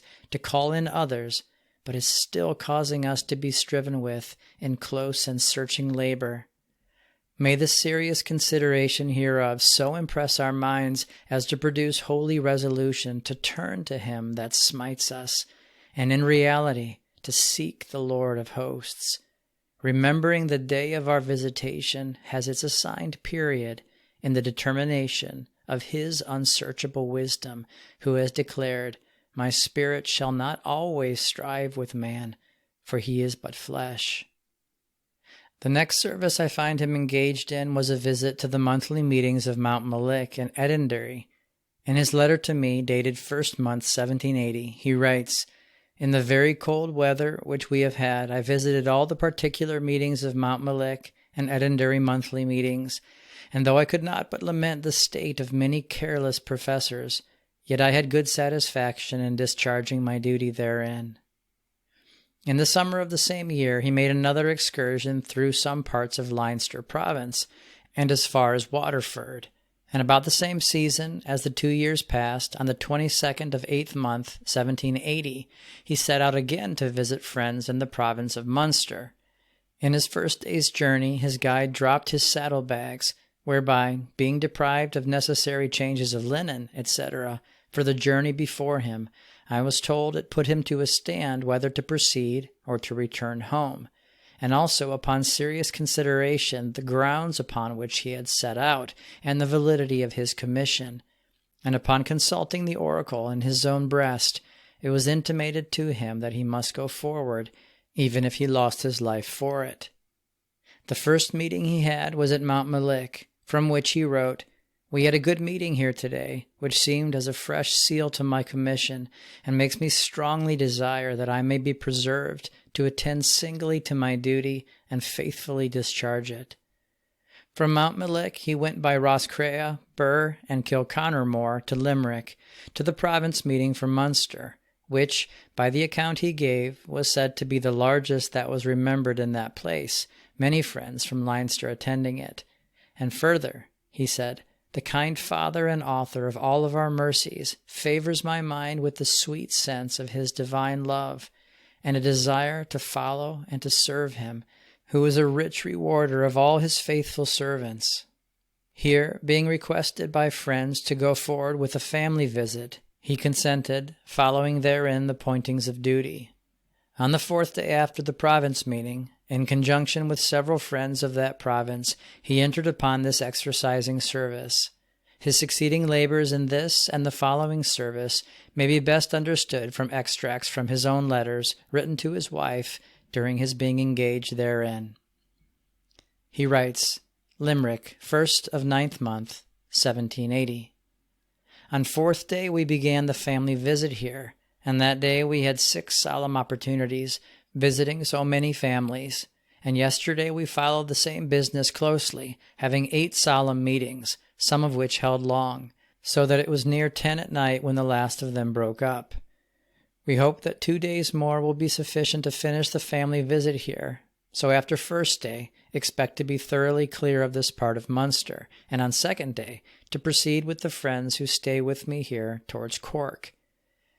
To look at the labor in a service of this kind, through such a very large, increasing, extensive meeting as that of Cork, would appear very weighty and almost terrifying, were it not for the earnest which the great and good Master has already given to us, who has led us along in the sweet enjoyment of his own pure love, and therein has united our spirits, and has opened a door of utterance, reaching the witness and tendering the hearts of many. Cork, 13th of 9th month. It is now somewhat hard for me to get a little time to write. We are so closely employed from early in the morning until late in the evening. We were on the service yesterday and today at a little past 7 in the morning. We had 9 family meetings on 2nd day, yesterday, 1 before meeting, 5 after, and today has been a day of almost incessant labor, having had 9 family meetings, and some of them pretty long, and some also much favored, with the sweet flow of the Heavenly Father's love, tendering the hearts of several. Under this divine favor, I have had a strong desire, on the behalf of our children, that the great Author of pure goodness would incline their hearts more and more to their principal interest, and clothe their minds with the heavenly sense of His love, and with the humility becoming dependent creatures, and enamor them with the beauty of truth which will never wax cold, that through its power they might freely sacrifice themselves to Him, whatever He calls for, and not look after the temptations and vanities of this world, but have their eyes single to things infinitely more important, that therein they may be blessed of the Lord with His favor, which is better than all things else. 9th month, 16th, 1780. This has been a day of favor to me and my friends employed in the family visit. A tender visitation from the Father of Mercies has been extended to several families, particularly to one young man and his wife who was not educated in our society, but this day was reduced to tenderness, both she and her husband. I wish they may retain it and come in at the right door to be useful and exemplary. We have followed the work with great diligence from early in the morning until late in the evening, having in the course of this week visited above 50 families and 220 persons. In my brother's next letter, and the last that he wrote, he gives an account of a disorder, the dysentery, with which many had been seized, and that it had followed him also very closely for several days. It seems that partly from reserve, but chiefly from a desire to accomplish the remaining part of the service before him, so as to get through it in time to return home before the ensuing half-year's meeting, he allowed this disorder to gather strength before he let it be known, to a degree that was beyond the power of medicine to remove. For although no care of attendance or suitable applications under the direction of skillful physicians were lacking, yet these proving ineffectual, he departed out of this transitory state of existence in much tranquillity of mind at the house of his kind friend Joseph Garrett in Cork on the 6th day of the 10th month, 1780, and was buried in friends' burying ground in the suburbs of that city the 9th of the same month, his funeral being largely attended by friends and many others, as I am informed by some friends from there, one of whom writes to me, "We had a solemn opportunity, the wing of ancient goodness was over the assembly in the performance of the last office due to this worthy deceased. Thus it pleased the divine being, in whose hands our lives are, to release him from further labor in the church militant, and remove him from works to rewards, leaving among his surviving friends a good savor. His removal being generally regretted, and his memory greatly and extensively respected by most or all that knew him. Being a man of meekness, humility, and universal benevolence, kindly disposed and affectionate to his friends and mankind in general, he in return possessed their affectionate regard and esteem in a general way. In his spirit he was preserved bright and living, through his concluding labors and to the last period of his life, by the accounts I received from some of those who were sharers and witnesses thereof. My respected friend Samuel Neal, in sympathy with our sorrow for the loss of a near and justly beloved relation, obliged me with an affecting epistle of condolence, in which he expresses as follows: "It is needless to say, he is a great loss. In a society capacity, he was fervent and devoted. His lamp was replenished with oil, and it shined as bright as ever in my judgment. He finished his course as a faithful soldier. He finished it, making war in righteousness. I was with him at Limerick at our province meeting, and accompanied him to the families there pretty generally. He was like an overflowing spring, and freely diffused what he was made a partaker of among his friends and brethren, and all who came in his way. After which he came to our city, and the same strength, zeal, and authority attended him here in the public meeting, and more select opportunities where I was with him. He was constant in labor, early and late, until forced to submit to the increasing infirmity of body. I think he had finished all to 5 families when the great Orderer of all things gave him a release from further labor in his militant church. He was calm and composed in his mind, said he was resigned to the divine will, and was prepared for the event, relying on the mercy of God. He was certainly much favored by a divine qualification, and as the evening approached, his sun went down bright, which is the crown of all." Samuel Neal. And although he had his close trials and discouraging prospects in various seasons of his life, as we may gather from the preceding pages, yet being through all unable to stay his mind on the Lord, he was preserved in a peaceful resignation and safely brought through them all, and was favored to enjoy the evening of his day as to secular engagements in serenity and calm repose, in a state of liberty, to devote himself more fully to the service of truth and to fulfill his ministry to the edification of the churches in this nation. He lived to see his children well settled in marriage to his full satisfaction, or in a way to support themselves reputably, if favored with the divine blessing upon their labors, and preserved in the fear of the Lord, which he desired for them more than outward riches. Incited through the gracious visitation of divine goodness to him in his youth, in the first place to seek the kingdom of God and his righteousness, he found the promise verified, that sufficiency of other things would be added. And having been spared to his family till his immediate assistance became less necessary for their support, and to the church till his day's work was, in a good degree, well accomplished, he came to his grave in full age, as a shock of corn comes in its season, experiencing the work of righteousness to be peace, and the effect of righteousness, quietness and assurance forever. From here, those who may be tried with the like probations, as this is a world of vicissitudes,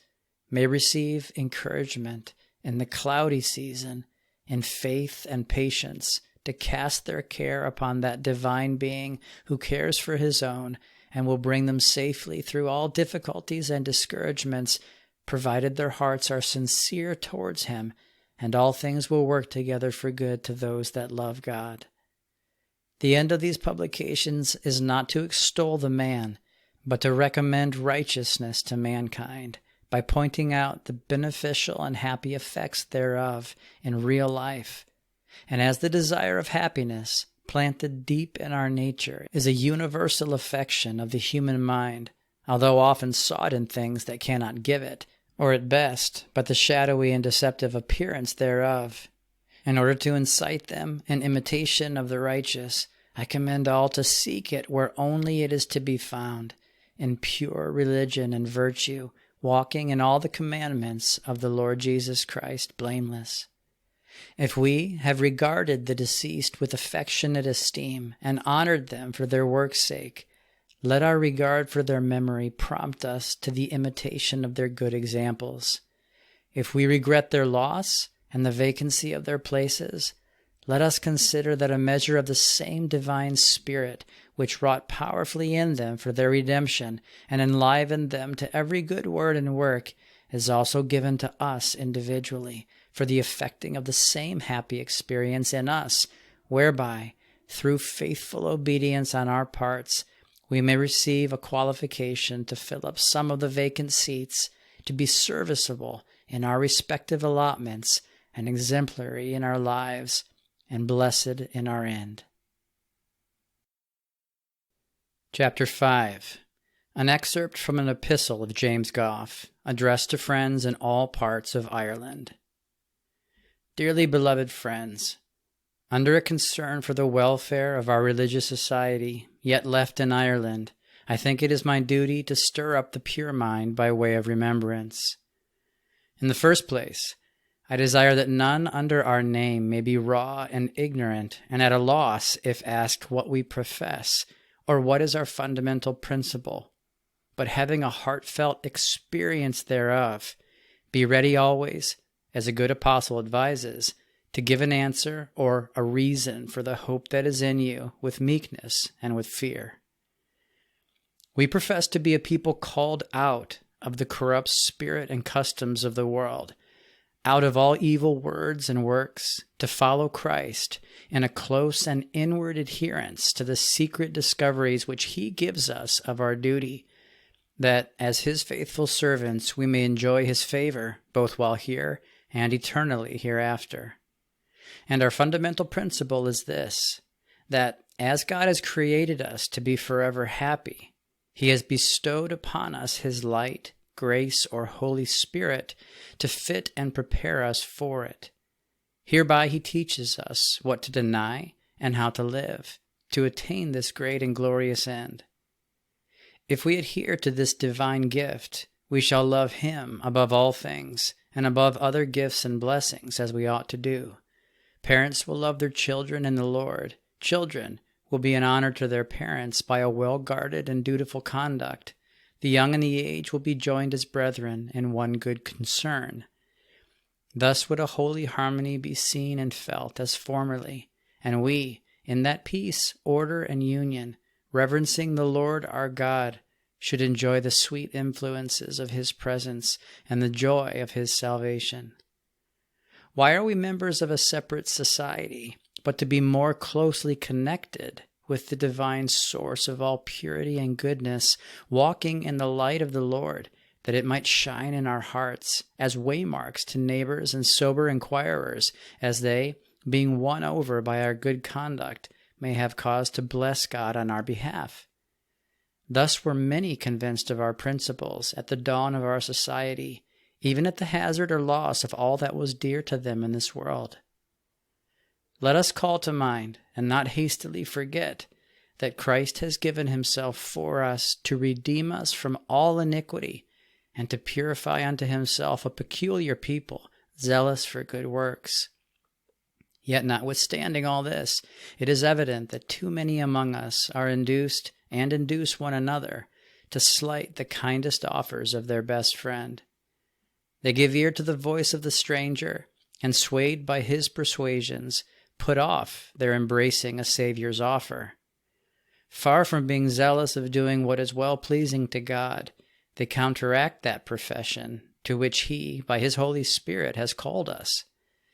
To propose to obey the Almighty at some future day, and in that presumptuous hope to stifle divine conviction,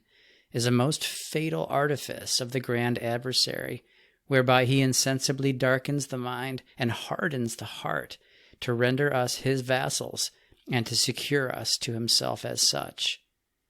As delays herein are infinitely dangerous, and we cannot repent whenever we will, for repentance is God's gift. Begin then, while it is the day of God's visitation. For when the night overtakes us, none can work out their soul's salvation. Therefore, cleave close in heart to the divine gift, the mystery hid from ages but now revealed, even Christ in you, the hope of glory,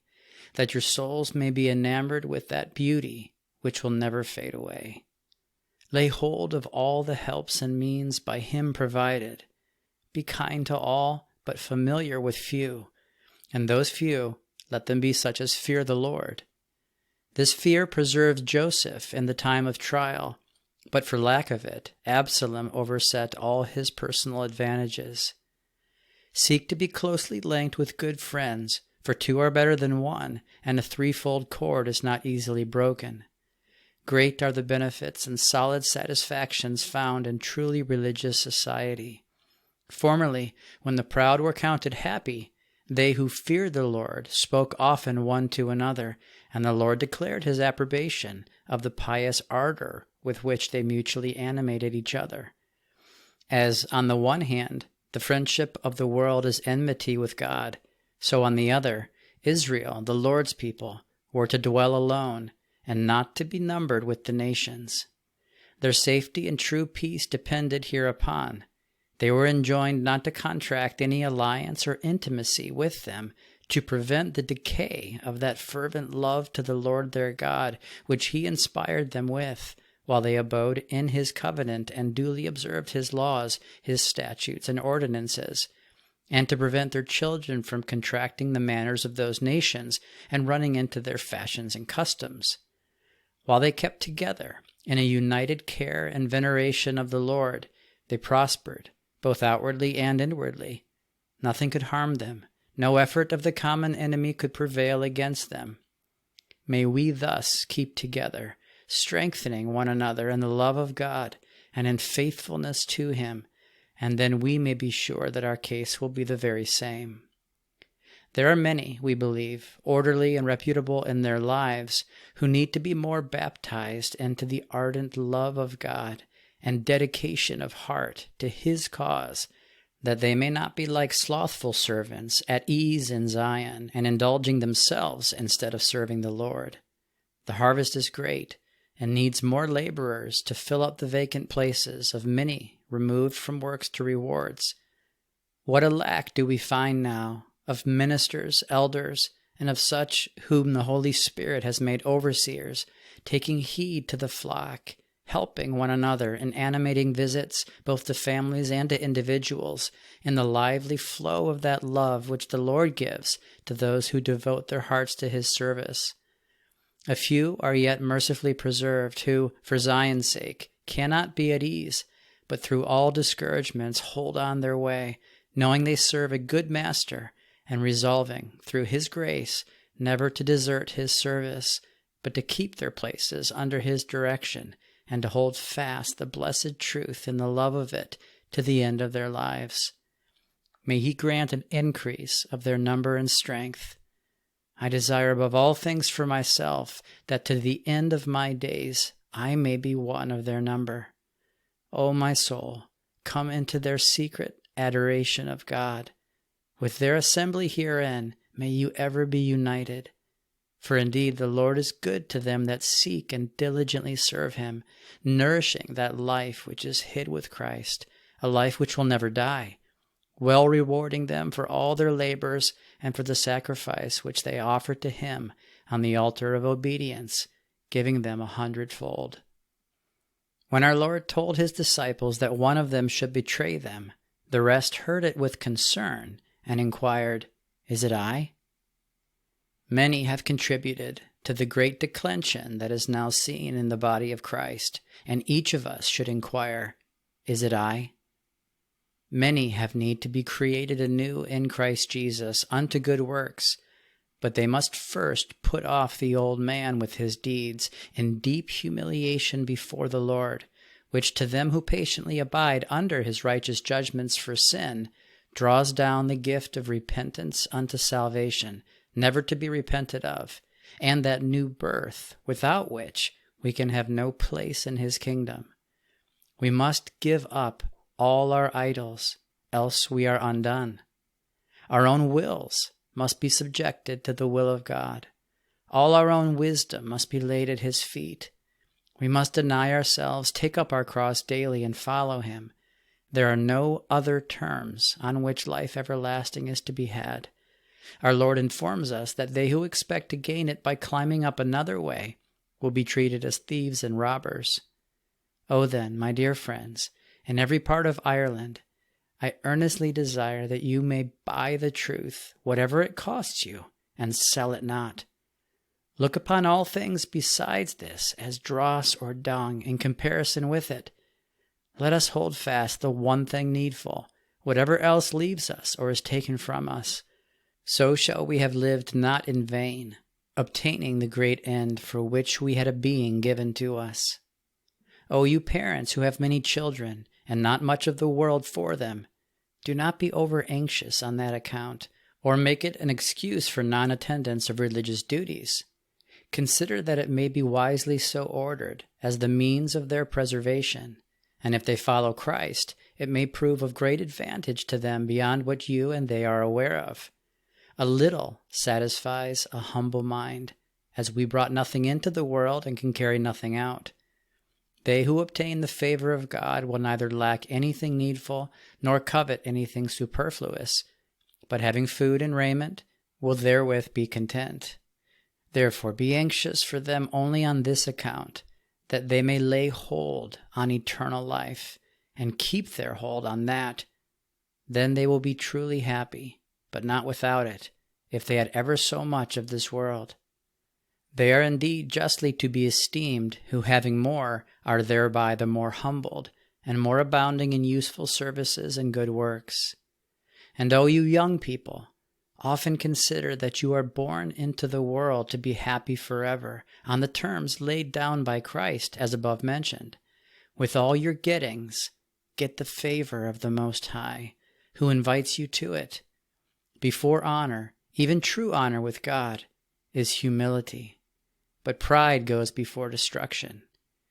You need not envy anyone, however great in this world, if you have the Lord on your side. United with your dear parents and walking humbly with him, you will have an enlarged view of your happy portion. Your fervent gratitude, obedience, vigilance, and firmness will be crowned with the endearing pledges and encouraging foretastes of endless bliss. So will you be well satisfied with your lots in every condition, and find that godliness, coupled with divine contentment, is the greatest and infinitely the most valuable gain,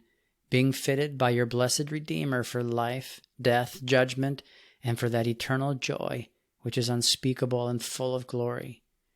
So you will be alive unto God, and of that number whom he pronounces blessed, who hunger and thirst after righteousness. And so you will carefully watch against everything that is wrong, both in yourselves and others, and endeavor to stop it in its first beginning. You will love that which is good, and employ all your talents with divine help to promote it, both by example and brotherly counsel. Then would meetings, both for worship and discipline, be well attended. For coming to them under the preparation of heart which is of the Lord, we should by him be overshadowed with his power and love. The Sun of Righteousness would overspread us, who illuminates the spiritual mind to discern its duties, and animates to discharge them, therein to share the good things which God has in store for those that love him. We should hereby be edified and built up together in the most holy faith, and concerned to live in reverent love and subjection to him, even when out of our meetings, faithfully maintaining our testimony for Christ, our holy head, and all of its branches. And so should we be again, as formerly, a people of one heart and of one mind, baptized by one Spirit into one body. All the darkness of ignorance and inexperience, all the coldness of the worldly or carnal mind would be removed, and Zion's light would yet again go forth with brightness, and the salvation of God be felt among us as a lamp that burns. with strong desires on the behalf of all who, in this nation, join in the profession of the blessed truth, that they may thus experience the possession of it and be partakers of its saving efficacy and lasting peace, I remain your affectionate and well-wishing friend, James Gough.